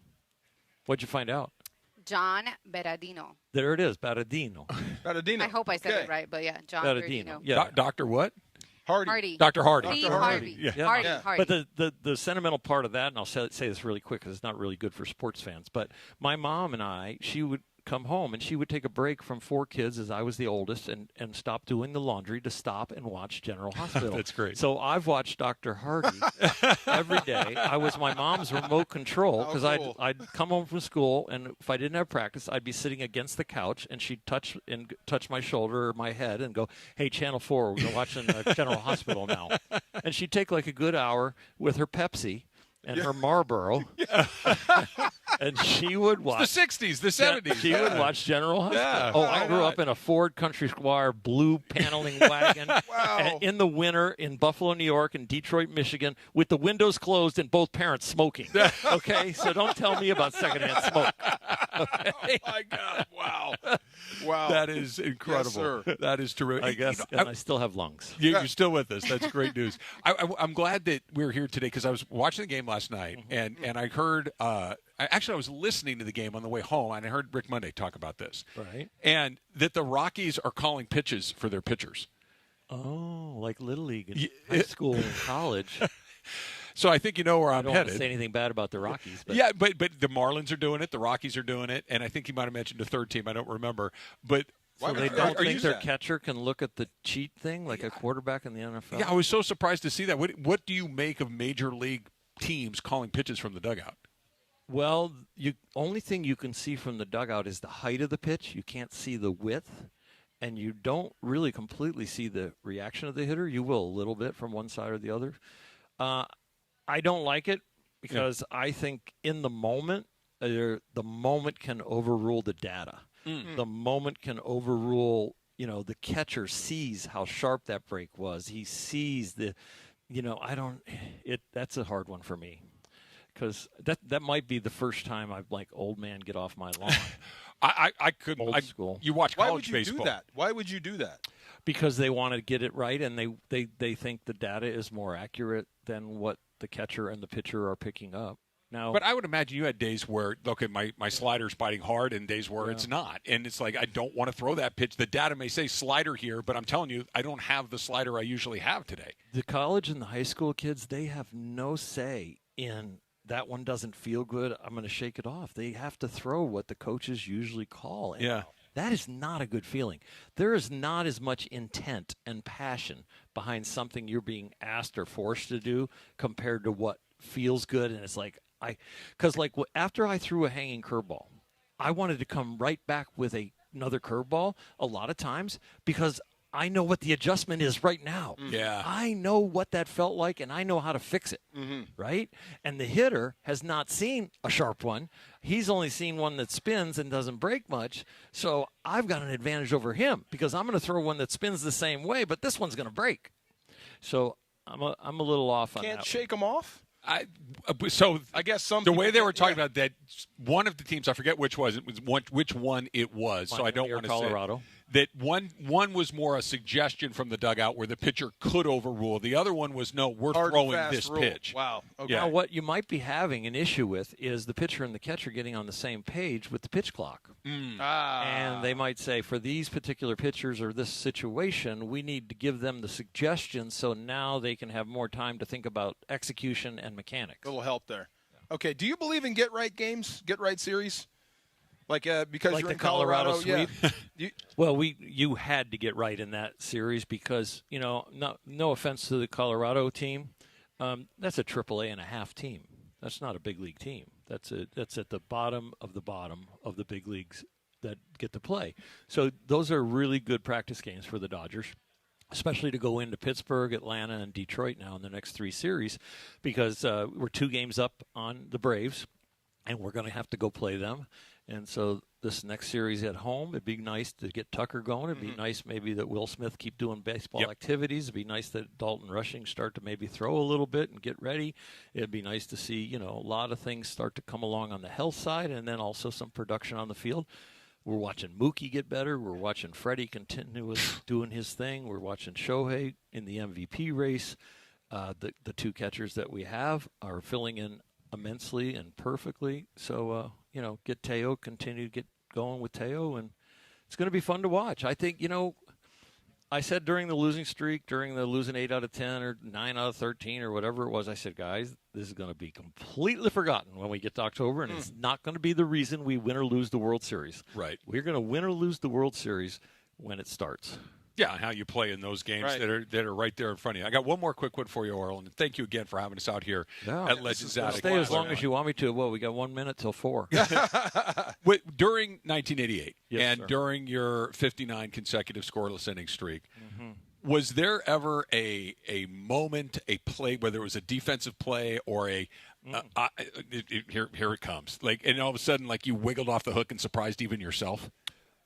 Well, the first and third situation in San Francisco when Brett Butler slides out of the baseline and Paul Runge, the second base umpire, calls the double play. The run did score, but they called an automatic double play because Brett slid out of the baseline in a first and third one-out situation, and so the inning ended.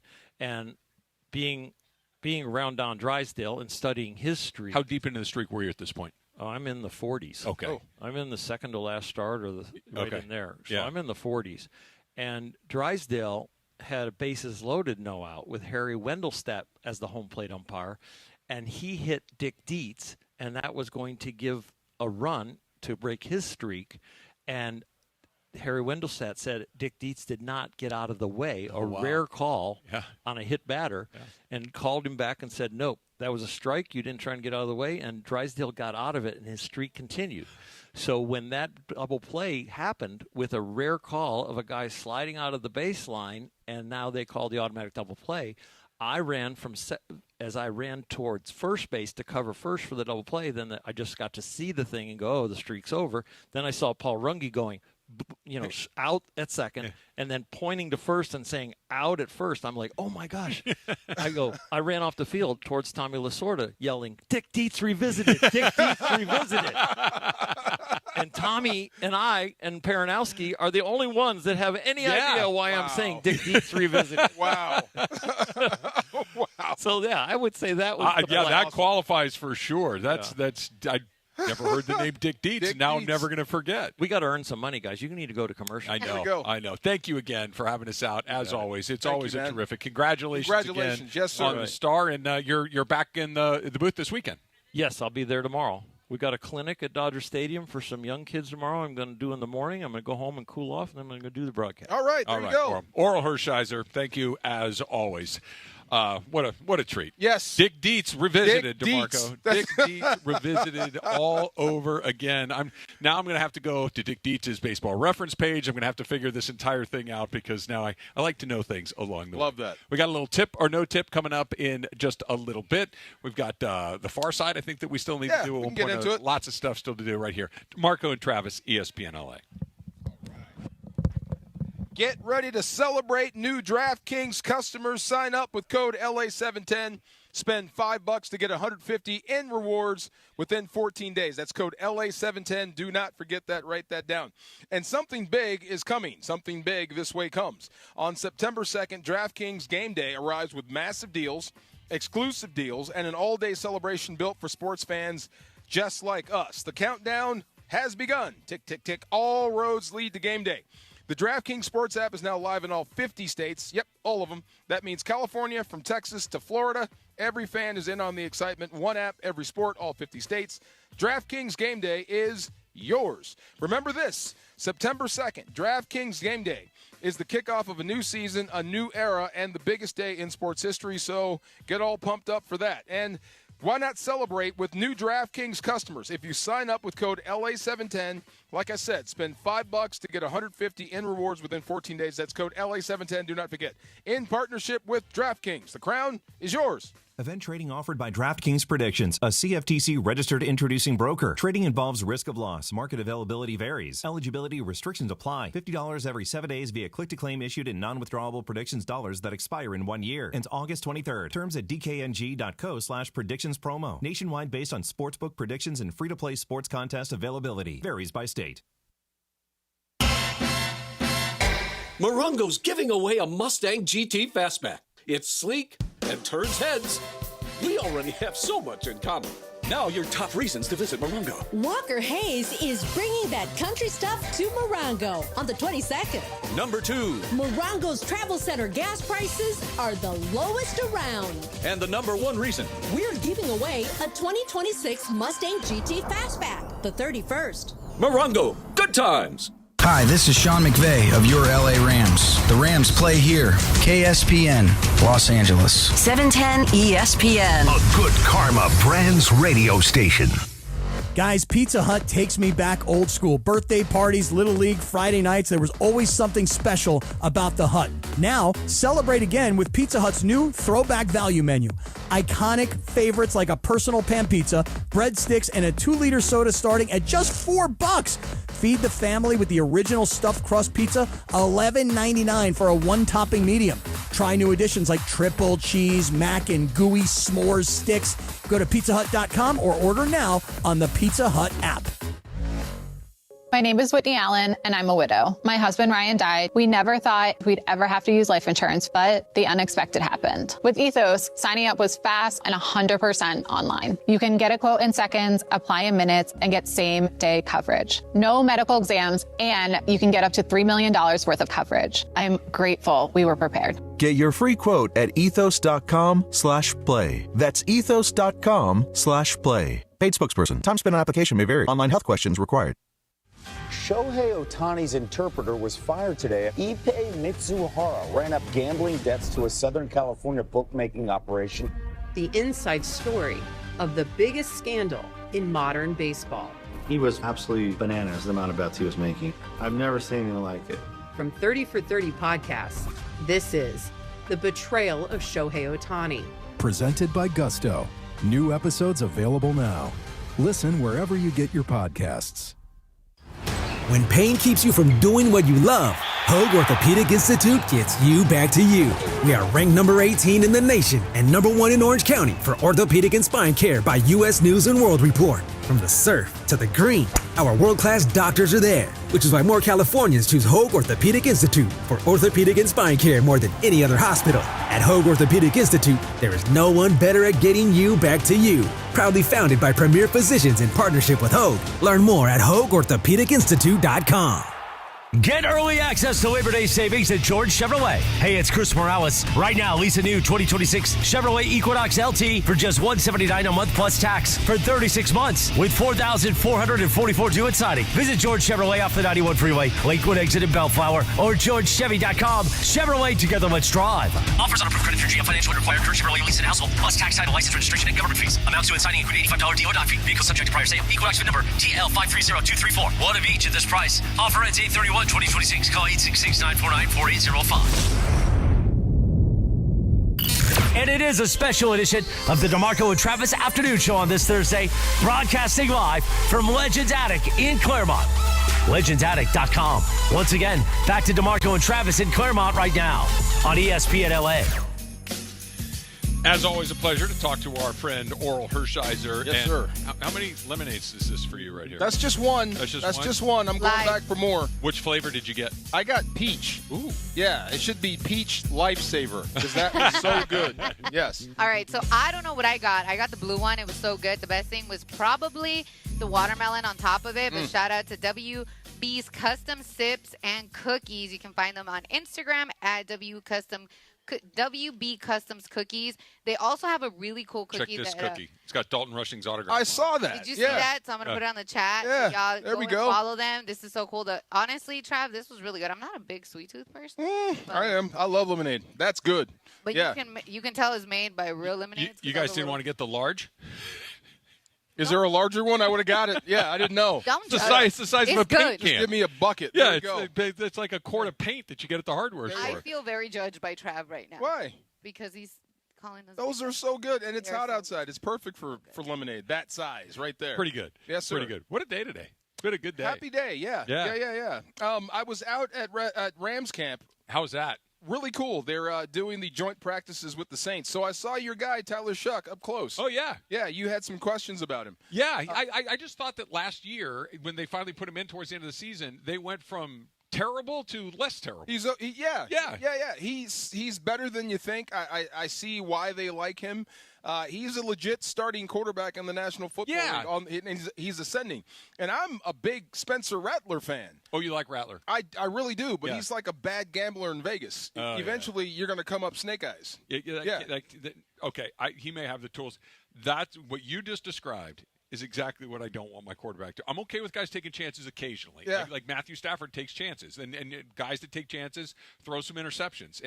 But if you're doing nothing but gambling, it's like you're going to lose. Yeah. Well, it's the same thing I think you'd want to coach out of Ty Simpson if it was in there.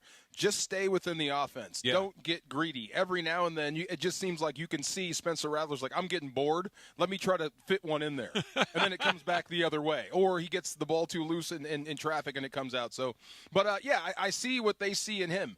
Had a great conversation about Myles Garrett with some of the coaches. And he's not practicing, but he walked out and he looks legit like this guy. I know. He does. Like the Hulk that was drawn. He's a monster. And it occurred to me, he is more physically impressive than Aaron Donald. And I thought I would never say that. Just because he's so much bigger? He's so much bigger, and he has so many more gifts, genetic gifts. Like, this is the way it was described. Aaron had to work to put on that suit of armor. Yeah. Like, he had to put it on piece by piece over the course of 10 years. Myles Garrett is basically like Victor Wembanyama. He just dropped out of the sky. And they were talking about some of his strength numbers, like a 605 deadlift. That seems heavy. But to football players, okay, you've seen that before. It's not shocking. The shocking thing is how fast he gets it off the ground. Yeah, the explosiveness. Like, they time that sort of stuff. And they said pulling 605 off the ground in 0.9 seconds. So to get him to the point to where he's actually gaining muscle, you're talking into the 900-pound range. And it's like and he's got the long arms. Yeah. They've never seen anything like this guy. So it's just like, wow, he is physically more gifted than Aaron. So I think part of the mystique with Aaron, and I was hanging out with Ron Pitts. Oh, yeah. Walking around, and he's asking me about, like I had some insider information about Aaron Donald. I think everybody's asking everybody that they've ever met about Aaron right. Donald. So Yeah. I said, dude, he's like Bigfoot. This Sasquatch Aaron He is. Donald. Like you think you saw him. There's grainy video. He's around here somewhere. By You know the what way, I mean? that's a very fast Sasquatch, because the video Yeah. I saw, that dude was going through those ladders like That's what I'm nothing saying. I've ever seen. But he's around here somewhere, and we were trying to kind of veteran predict when is the best time for him to show up. Yeah. Right? So I'm like, is it after the second, third preseason game because you miss all of the nonsense and you get right into the regular season? Then we started talking about, when did the Rams get Von Miller? That was right before the season started. No, they made a trade in the middle of the season. At the deadline. Right. In right, October. Right, that's right. And it changed your whole second half. Sure did. So if you want to put a good, nice landing spot for him to get max value, imagine Aaron Donald for the last 10 weeks. And he's been preparing for it. So, look, great. Like a Tyler Glasnow type. If that's how he wants to play it, awesome. Double thumbs up. Do your thing, dude. Come in here and terrorize people. Yeah. Awesome. But I'm asking the question. My understanding is that he didn't want to just kind of drop in. That if he was going to do it, he wanted to do all of it. Like do a full 18-week schedule, do the full. The ramp up to the whole thing. Is a drop in the middle of the season possible? It could be. I mean, we're just trying to figure out when and where, and I'm with you. Yeah. I would assume he wants to come back and be the guy. Yeah. The other part, I was talking with Pitsy, and Pitsy's awesome to talk to, except he's a DB, and he always wants to stand way in the back. Let's stand on the line of scrimmage. He's not playing press coverage. You know what I'm saying? Come on, let's stand here where the bigs are. But we kept coming back to this with Aaron, and it's legit. It is. What does he have to gain by coming back? He's on Mount Rushmore already. He is. He doesn't need the second ring. Stafford does, theoretically. Sure. McVay could use it. Sure. Your Hall of Fame status is cemented. No, he's as cemented as it gets, right? Like there is no question. There's nothing. He's Aaron Donald. We're done, right? Period. But I think the question that you asked of the why, what does he get? Maybe he wants to play football again. Yeah. Maybe it's as simple as that. Maybe he wants to play in the best league in the world. He still can do it at a very high level. He sees that this is a very good team. He misses the game. You heard Orel talk about this when he's talking about his entire operating ethos was, I want to make the team. I want to be a part of the team. I want to win a championship. And maybe Aaron Donald, after a couple of years, what's it been, 3 years? Yeah. 2 or 3, 2 years? Yeah. Maybe it's, I miss team. I miss competition. And going in and lifting is great and going and doing, but there's not, like you said, there is no pickup football anywhere. You can only play football one spot. You can only play football in one spot, and maybe it's as simple as that. Maybe he just wants to play more. Well, it was hot, maybe even hotter in Woodland Hills, so I had to leave Pitsy. Impossible to be hotter. But I loved it, and I hugged Deuce McAllister, and he was completely covered in sweat. More or less than the person to your right? More. Wow. More. So half my body was his sweat, so I had to roll out. Okay. But I left him with this. I said, I have never seen the best Aaron Donald I ever saw in my life, and every season was a knockout. Sure. The best season I ever saw him play was when he was paired up with Sue. Yeah, and I don't think it was because the team was that good. I think it was because we all questioned who was the best. And Aaron absolutely answered that in a heartbeat. Yeah. Remember when we had Myles Garrett on, and we were asking him about Aaron? He didn't really give him, like, a bunch of praise. It was more like, yeah, he's good, and so am I. Hey, look, man, I have come to the conclusion. I can't tell you when it happened, but it happened at some point early in my career when I started to be around professional athletes fairly regularly. You guys are different. And I mean that as a compliment. Like, you guys are competitive to a level that is not normal. Like, I like to win. Yeah. Like, if we went and played a game against each other, I'd want to win, but I could live with not winning. Yeah. I could live with not being the best at some of these things. And then you take a group of guys like yourself, pros, and then you get that even thinner slice of Garrett's and Donald's and those guys. And they're never going to say that there's somebody. Right. They're never going to concede that there might be somebody who can do this. It's like, no. Me. Yeah. And the only way you get to that point is to believe that. And he wants to come out and prove it. And it's not arrogance. It is the fuel No, that gets it is. them to that It's spot. Hector versus Achilles. Let's see who's actually Right. the best there. That's the way. Right. I did get this feeling, right? Remember the movie Gladiator? Sure. When Maximus kept winning, and they brought back Titus. Is it Titus? I think so. Of Gaul. Yeah. That's Aaron. Aaron's coming out in the chariot. Yeah. Let's see who's the best at this right here. Yeah, and look, it may be that Aaron's not the best anymore, but it might be close. I would love to see it. Yeah, exactly. I would love to see it. We can all agree on that. So, yeah, it was a good camp. And one more shout-out to the Saints. They have been profiled. They are not a rogue football team. They have been through 3 joint scrimmages, joint practices with 3 different teams. Yeah. They had 10 fights. 9 came from one team. Okay, so it's not the Saints. They got good work. They didn't fight the Rams. It was a very professional atmosphere. I don't know what was going on in Dallas. It's the Cowboys? I don't know what was going on in Dallas. I'll blame the Cowboys. I'm fine. I'm never going to be around those guys. I'm safe. I'm over here. Hey, next Friday is the 13th annual SoCal Hyundai ESPN LA Golf Classic presented by Vista Paint at Black Gold Golf Club in Yorba Linda. Proceeds benefiting the V Foundation for Cancer Research. A special thanks to Black Bear Diner. You know who loves Black Bear Diner? Me. This guy right so here. good. It Yes, is sir. I love it. Absolutely. Scratch made, bear sized. That's the part that I particularly like. Bear sized. Big portion. Big portions. Find a location near you at blackbeardiner.com. Do a little Far Side when we come back. Let's go. It's coming up next. Hey, it's that time of year. It's back to school time. Yeah, we had orientation today. Can you believe it? We're in it, and there's going to be chaos on the roads. It's going to be packed again, and there's going to be people trying to get places in a hurry, over-caffeinated. You've got more teenagers out on the road, not knocking the teens, but they're just not as experienced as us older drivers. So with all those scenarios, there may come a situation to where you'll have some sort of unfortunate accident. It may change your whole day, may change your whole week, your whole life. Here's what you have to do. Call my guy, and he's my guy. He's a really cool guy. His name is Attorney Big Al. Big Al's been helping accident victims across California for over 15 years. He's an L.A. native, loves the Dodgers, loves the Rams, loves the Kings, really loves the Kings. He's a huge sports fan, like I said. He knows after a crash, things can get overwhelming pretty fast. I mean, super fast. Between having to deal with that insurance company, really trying to fast talk you, trying to get you to accept less money than what you should get. Look, if you're trying to get your car fixed, that's also something else you have to worry about. You'll get the runaround. If you have to find the right doctors, God forbid, if you're hurt, it can be a lot. Your whole world can be turned upside down in a blink. This is where Big Al and his team will step in for you. Really, they will run interference for you. Lock in this phone number. 1-800-HURT-123. That's 1-800-HURT-123.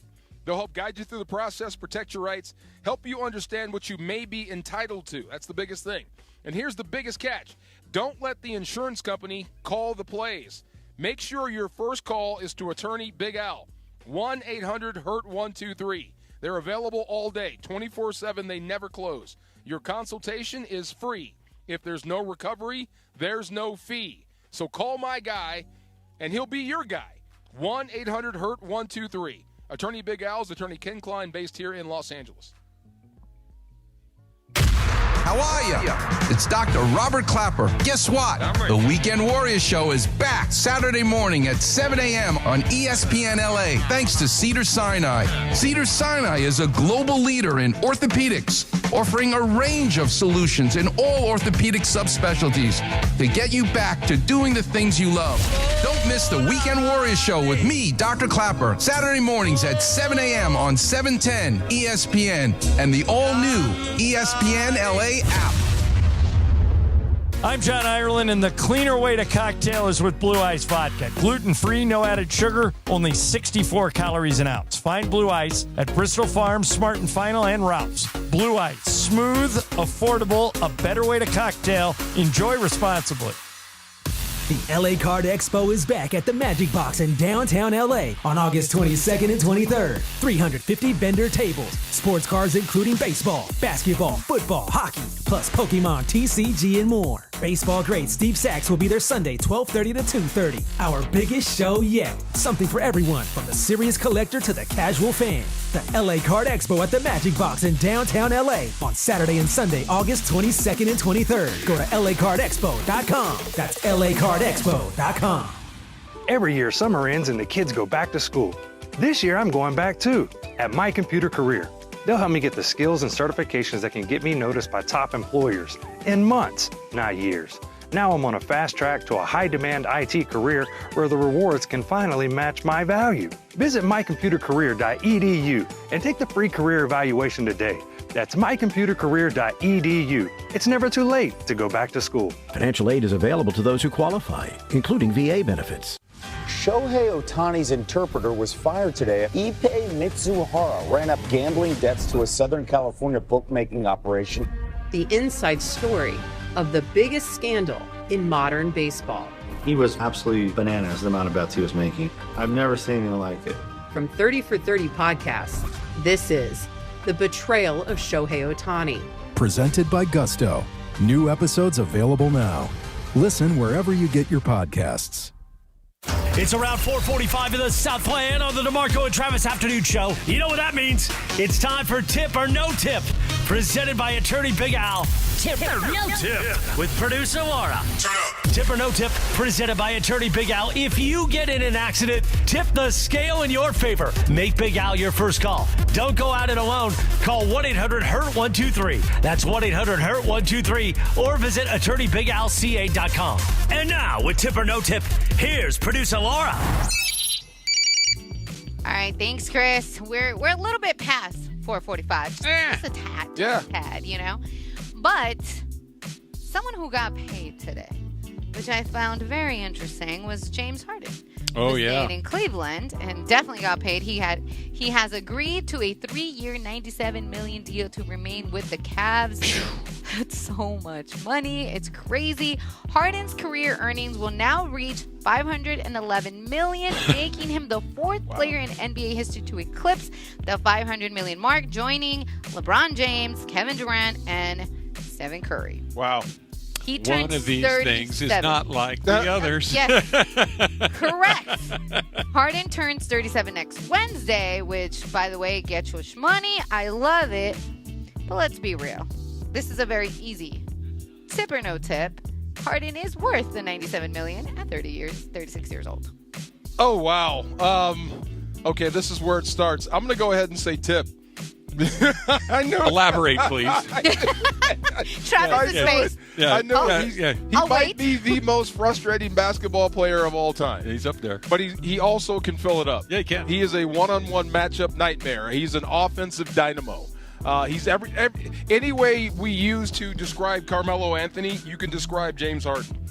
They do have a function in the NBA. Sure. Now, they're both ringless as of right now, but I would say for what the NBA is now, he is definitely worth the money. I think that he has filled a real. The answer for me is no tip, obviously. Kind of figured that one. He has filled a role that exists in the league, and he has filled it as well as I think anybody possibly could, which is exactly what you just described, which is you need points in the NBA, James Harden can get points. You need somebody to kind of run your offense, James Harden can do that. Yes, he can. You need somebody that's a star, James Harden's a star. You know, he's all of those things. Need to up your strip club economy? There you go. He will help you there, too. Do you need to go win something? He's not your guy. Yeah. And I think that's why, for me, it's not that he doesn't deserve it. You get what you deserve because somebody offered it to you. So he deserves it. But I don't know if anybody has made more on the back of less than this guy. Yeah. And by less, I mean, I'm not talking about points. And he's an MVP. Like he's a terrific player. But those other names, Curry, 4-time champion. Durant, 2-time champion. LeBron, a 4-time champion. Like, those guys are in a tier that is way up there, and Harden is in the one that's below that. Oh, yeah. I'm with you.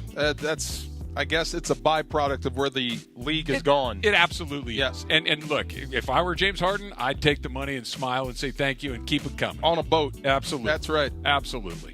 All right, so Trav, you've always said you love weddings. I do. And we're waiting for DeAndre's wedding. We're always and yours. I mean, And yours. Yeah, Can't be but throwing him under the bus. Yeah, you but too. he's a lot more public with it than I am. Travis and I are already, we've taken the plunge. Yeah. Yes. I was like, he's definitely more public with that than I am. I might just show up with the ring and married, and y'all will never know. we will see. But anyways, this couple got married in Cancun and accidentally invited the entire pool. I don't know if you guys saw.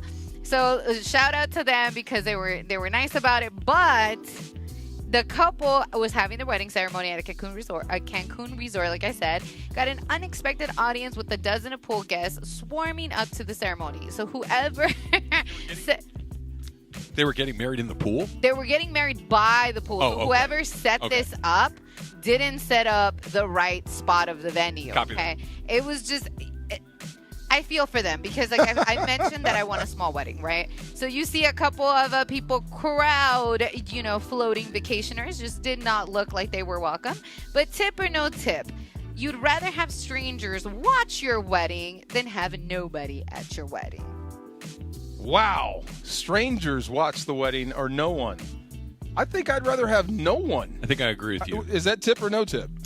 Tip or no tip you have, so tip, I guess? I guess I'd rather have no one. Tip, not strangers. Yeah, strangers is weird. Yeah. But here's the thing. If you are holding your wedding at a resort, like this sounds like correct. it was, Okay. and wherever the ceremony is taking place is near the pool, there's going to be randos. True. Right? Like that's just there's the place that I love to play golf, and I'm not going to give them a shout out, but they do a lot of weddings at this golf course. It's beautiful. And they have this beautiful banquet facility that's, where it is?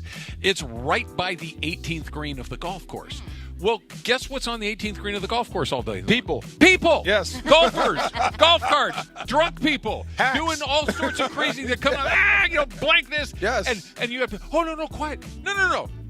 We're here too. You chose to be here. If you want to go to a church. There you go. Go to someone's backyard where you Yes. can control the environment. But if you put your wedding next to where people are partying in the pool or next to the golf course, people are going to be there. Absolutely. Yeah, you can't get mad at that. Nope. See, I want the backstory of this story because I once thought about being a wedding planner. Yeah. And I fired. Like, Ooh. unless the people knew that was going to be the situation, which didn't seem like they fairly knew, you can't control those things, to your point, because you can't, unless you're paying an astronomical amount of money to shut down that area. To shut it down, exactly right. Then, okay, fine. Then if someone is disrupting and you paid, you have every right. You want privacy, you can't go to a public place. This is true. It's not super complicated. Right. That sounds like those guys, the auditors. Yeah. Yeah. It's public. You can't expect privacy here. Right. Yeah. Yep. But you don't have to videotape me, though.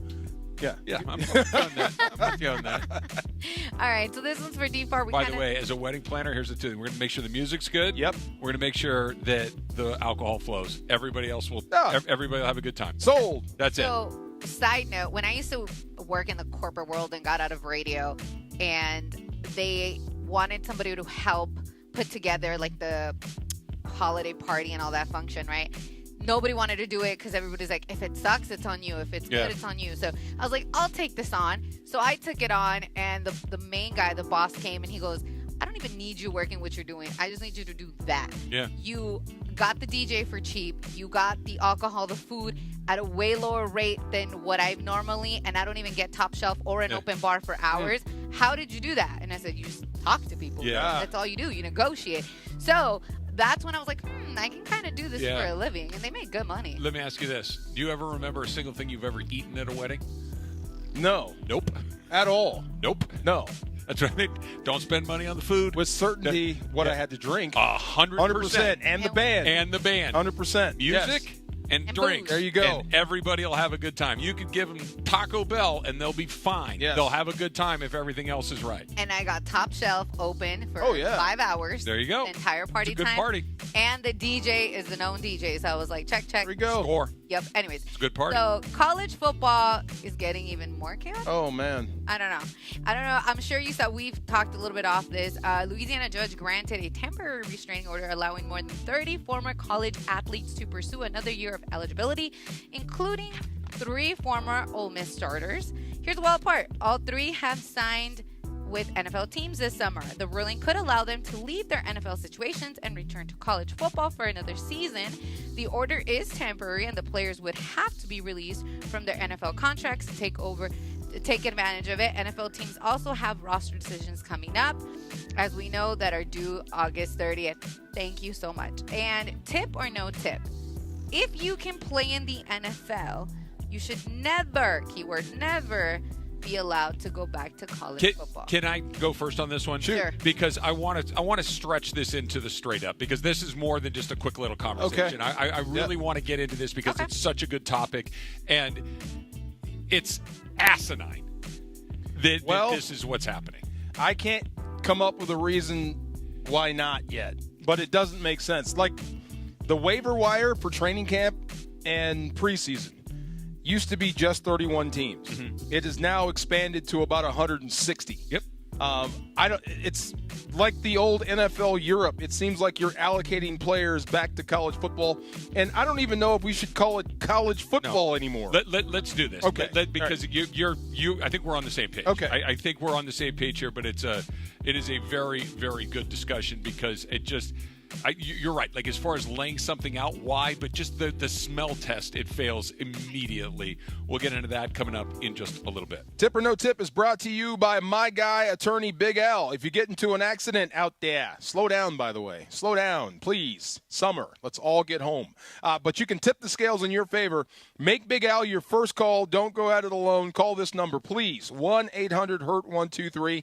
That's 1-800-HURT-123. Please write that down. Put that in your phone.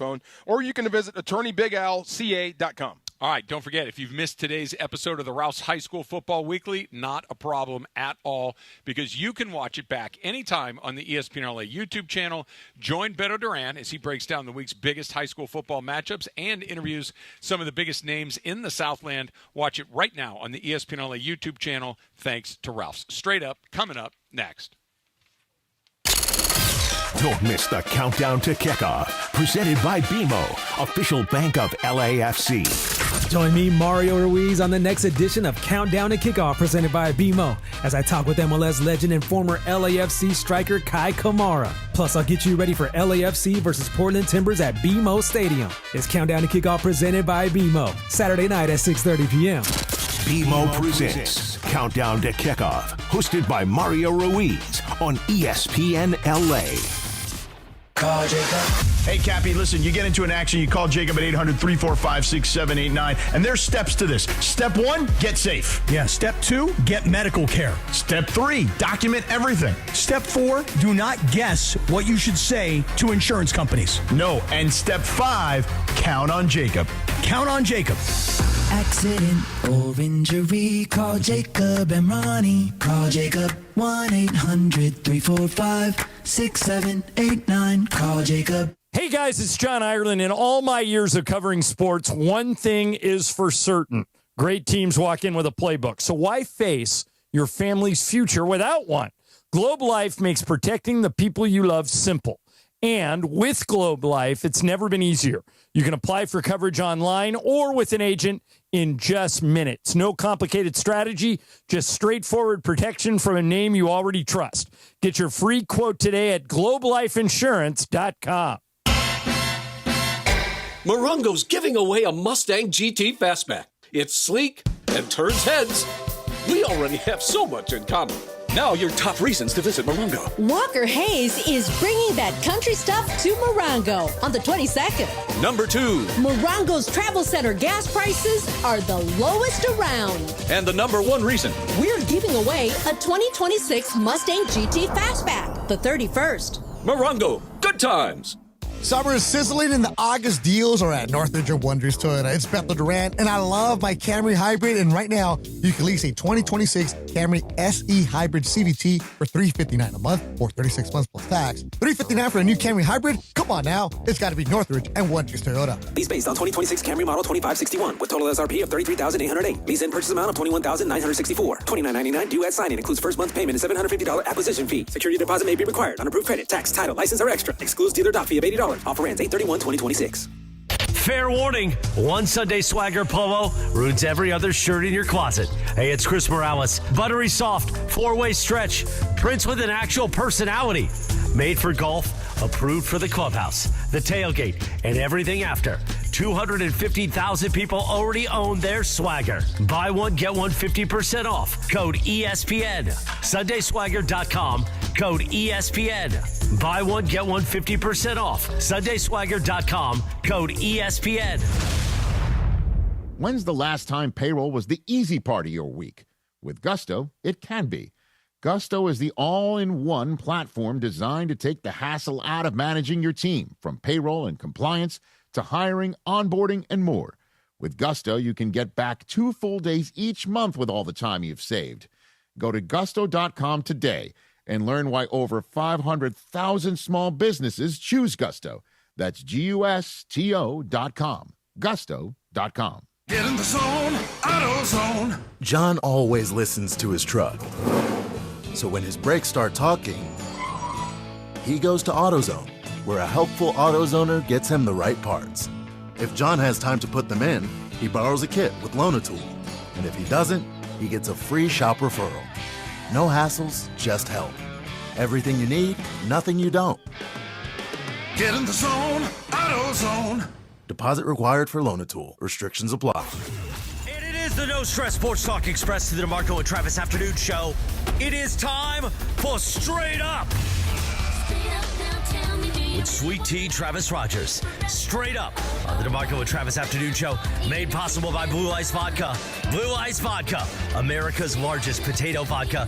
Double gold rated, just 64 calories an ounce. And made from Idaho potatoes. Clean, smooth, no additives. Blue Ice Vodka. Premium taste, nothing extra. Let's do it. Straight Up with Travis Rogers right now. So a bit of from something we were talking about earlier. And Laura, if you don't mind, please read what we were talking about before, because the crux of it is, and she can give you the more perfect language, but is guys that are connected to NFL teams are allowed to go back and play college football now. Okay, so a Louisiana judge granted a temporary restraining order allowing more than 30 former college athletes to pursue another year of eligibility, including 3 former Ole Miss starters. The wild part, all 3 have signed with NFL teams this summer. The ruling could allow them to leave their NFL situations and return to college football for another season. The order is temporary, and the players would have to be released from their NFL contracts to take advantage of it. NFL teams also have roster decisions coming up due August 30th. Okay, so, DeMarco, you and I have talked about this many times, many different ways. And the idea of college athletics is not what you and I experienced. Mm-hmm. It's very, very different, and not just because of NIL and things like that. Like before, there had to be some stuff in the back room. Now you can just say, I'll give you this to come here. Player movement, all of these things have really kind of changed the way that it is. And I've been of the opinion that this is professional sports in every possible way, other than we're playing them on college campuses. That's really the only thing. But this, and quite frankly, I think I'm okay with it. I understand that's just kind of the evolution of the way it goes. You said it's not broken, it's different, and that's how it's happened. But this idea that I can go and work out with an NFL team, be a part of an organization, and then just decide that I'm going to go back and play college football again, like that just boggles my mind. It doesn't make sense. I know. At all. Well, okay, so are you a pro or are you not a pro? You're kind of in limbo, or it doesn't matter anymore. But, I mean, if you have a chance to make a pro club, you stay. Sure. If you have a chance, if you think you're about to get cut, or you can make more money back in college. Then stay in college.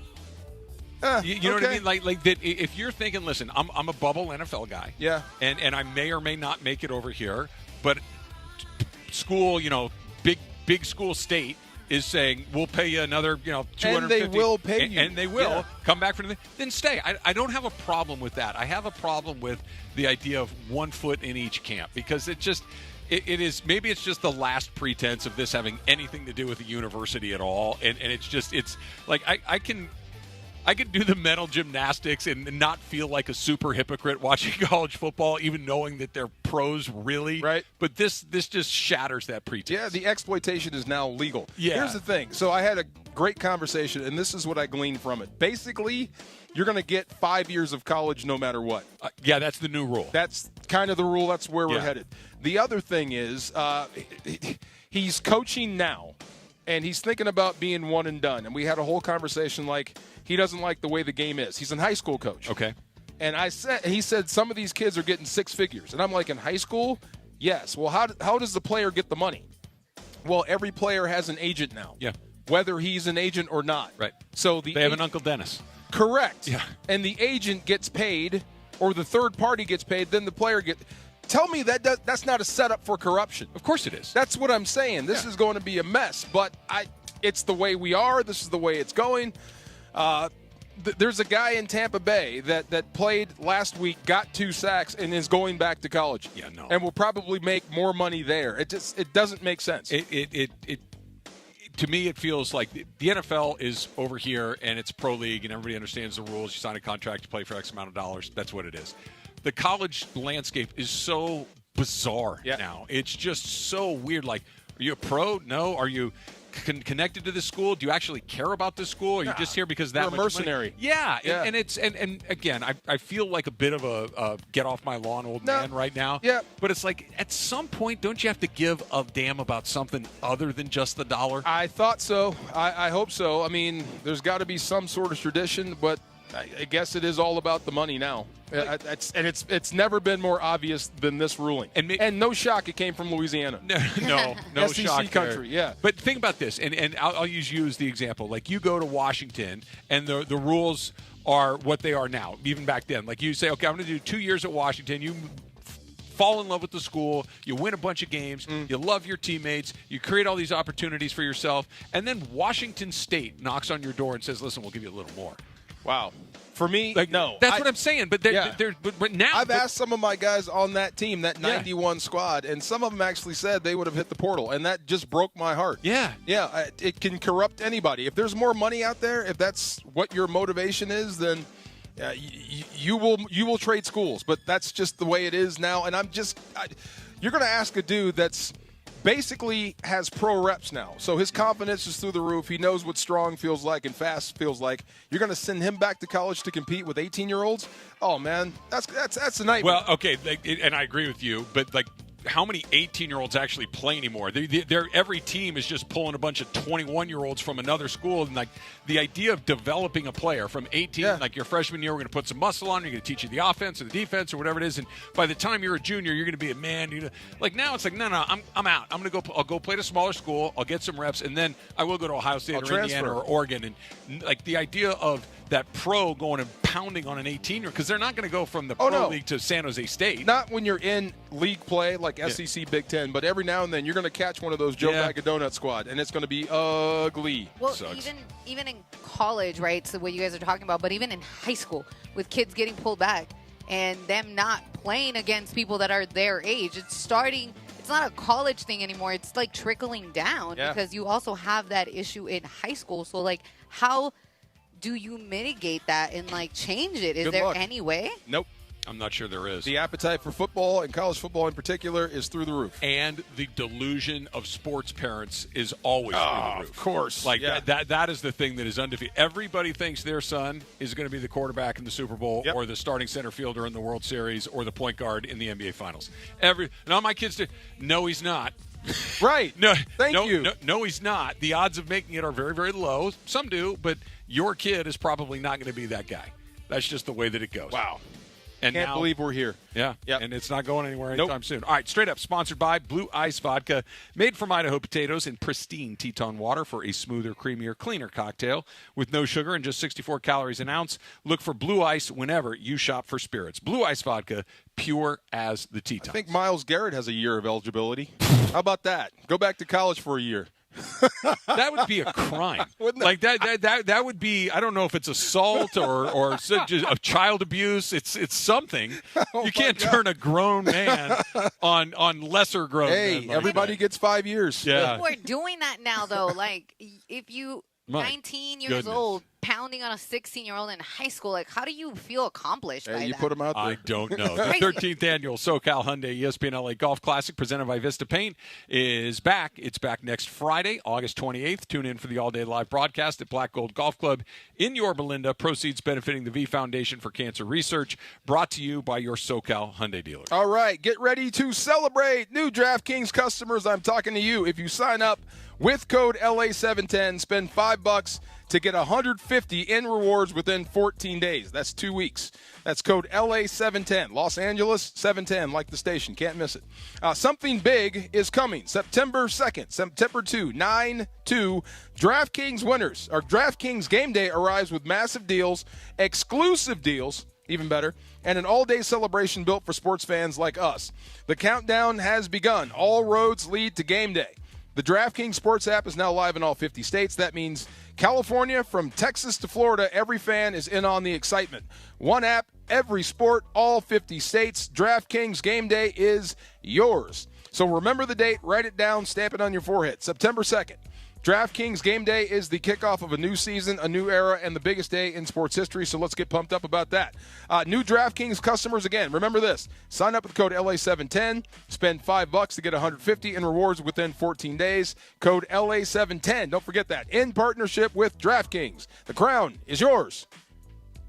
Trading offered by DraftKings Predictions, a CFTC registered introducing broker. Trading involves risk of loss. Market availability varies. Eligibility restrictions apply. $50 every 7 days via click-to-claim issued in non-withdrawable predictions dollars that expire in 1 year. Ends August 23rd. Terms at dkng.co/predictions promo. Nationwide based on sportsbook predictions and free-to-play sports contest availability. Varies by state.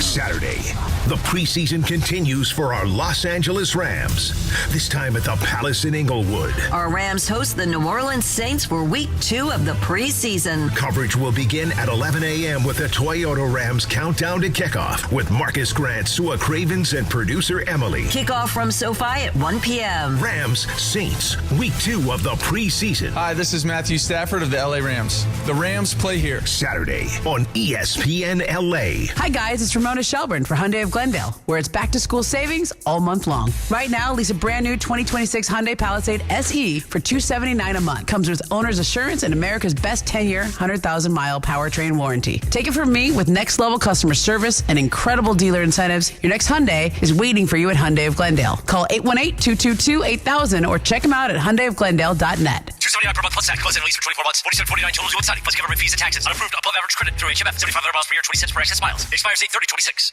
Looking for paint that actually lasts? Vista Paint delivers expert quality, rich color, and pro-trusted durability, backed by over 60 years of experience. From your home to your next big project, we've got you covered. Vista Paint, since 1956.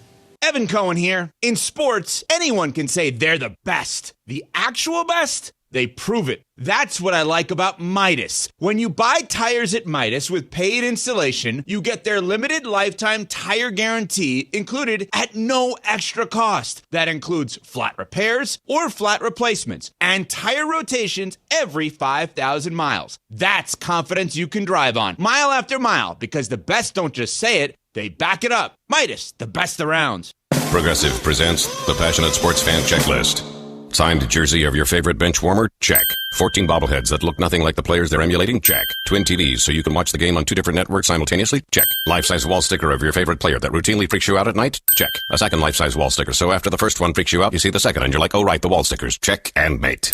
Bundle your renters and auto insurance with Progressive and save on protection for the things on your checklist. Get a quote at Progressive.com. Progressive Casualty Insurance Company affiliates and third-party insurers not available in all states or situations covered subject to policy terms. Prizes, flyaways, even cash money. You want it? We've got it. Find a list of all contests and official rules by visiting ESPNLAcontests.com. That's ESPNLAcontests.com. And it is a special edition of the DeMarco and Travis Afternoon Show on this Thursday, broadcasting live from Legends Attic in Claremont. LegendsAttic.com. Once again, back to DeMarco and Travis in Claremont right now on ESPN LA. All right, here at the Attic in Claremont. Thanks again to Dalton Rushing. Thanks again to, of course, our friend Orel Hershiser, Eddie Alizadeh for setting this all up. And we have, well, but but Chris Harville, who gave us this incredible works of Oh, my art God, and yeah. talked movies with We him hold for that a up while, again. that was really something else. All right, little shop talk to close the show, and I kind of want to go. Funchy, you're back in the studio, back at LA Live. sir. You said that Fernando Mendoza looks awful. Awful. Horrible. 2 for What's he 5, doing? 31 yards, also a big interception. And also, the passes that he's throwing, the receivers are not getting it. He's leading them too much. It doesn't look good. Week 2 of preseason, there's game planning going on. Now they can take stuff away. Okay. Yeah, that's what he did last week. Let's take that away. Let's see if he can do that. So I'm expecting Ty Simpson to struggle a little bit. It's you're going from week 1 to 2. If he doesn't, that really justifies the pick. Yeah. Yeah. If he goes from week 1 to 2 and looks the same, yeah, that's good. If you're the coach, like if Kubiak, right, is the new coach of the Raiders. Yes. You see your number 1 overall pick go out there and struggle. That's just like, okay, we thought that was going to happen. It's not a red flag or anything. No, I mean, why are we struggling? Like, are they sending blitzes we're not prepared for? Or did they speed him up? There's Right. reasons why. I mean, I would bet he's not just missing because he's missing. Yeah. I bet the offense is being beaten by the defense. Usually the defense is ahead of the offense week 2. Yeah, and if he's just missing because he's missing, that a red flag? That would be an issue. Yeah. If you're still making mistakes or if you can't complete a simple 15-yard out now, there's problems. Yeah. Okay. Now I know what to look for. No, Yeah. no, like if the guy's there and you just don't put the ball in the money. I would say this. Most struggling quarterbacks going into week 2, if he's struggling, usually it's an offensive breakdown in protection. All right, let's get to some birthdays right here. Demi Lovato turns 34 years old today. She's a singer, I believe. Trying to think of her. Actress, singer. Actress. What's Yeah, her Camp number 1 Rock. song? Demi Lovato. I was never a huge Demi Lovato fan, but I know she's like a Disney kid. Oh, okay. Camp Rock and stuff like that. I mean, that's not all she's known for. Do not come at me, but I wasn't. Disney kids in their 30s. That's they crazy, right? launch so many people that go on and have these amazing careers. Yeah, that's along the way. old. Gomez. Don King turns 95 today. Wow, and still with us. Unbelievable. Have you ever met Don? Yes. Me too. Have you interviewed him? I have. Right. He's something else, isn't he? It's one way to put it. Yeah. He can go. When these mics go hot, he goes. He does, and he does the full Don King when he's on air. Yeah. Where Don gets even more interesting is when he's not on. That's when he gets scary. Damn right. Yeah. Yeah, no, Don is incredibly intimidating. Don is incredibly smart. Super smart.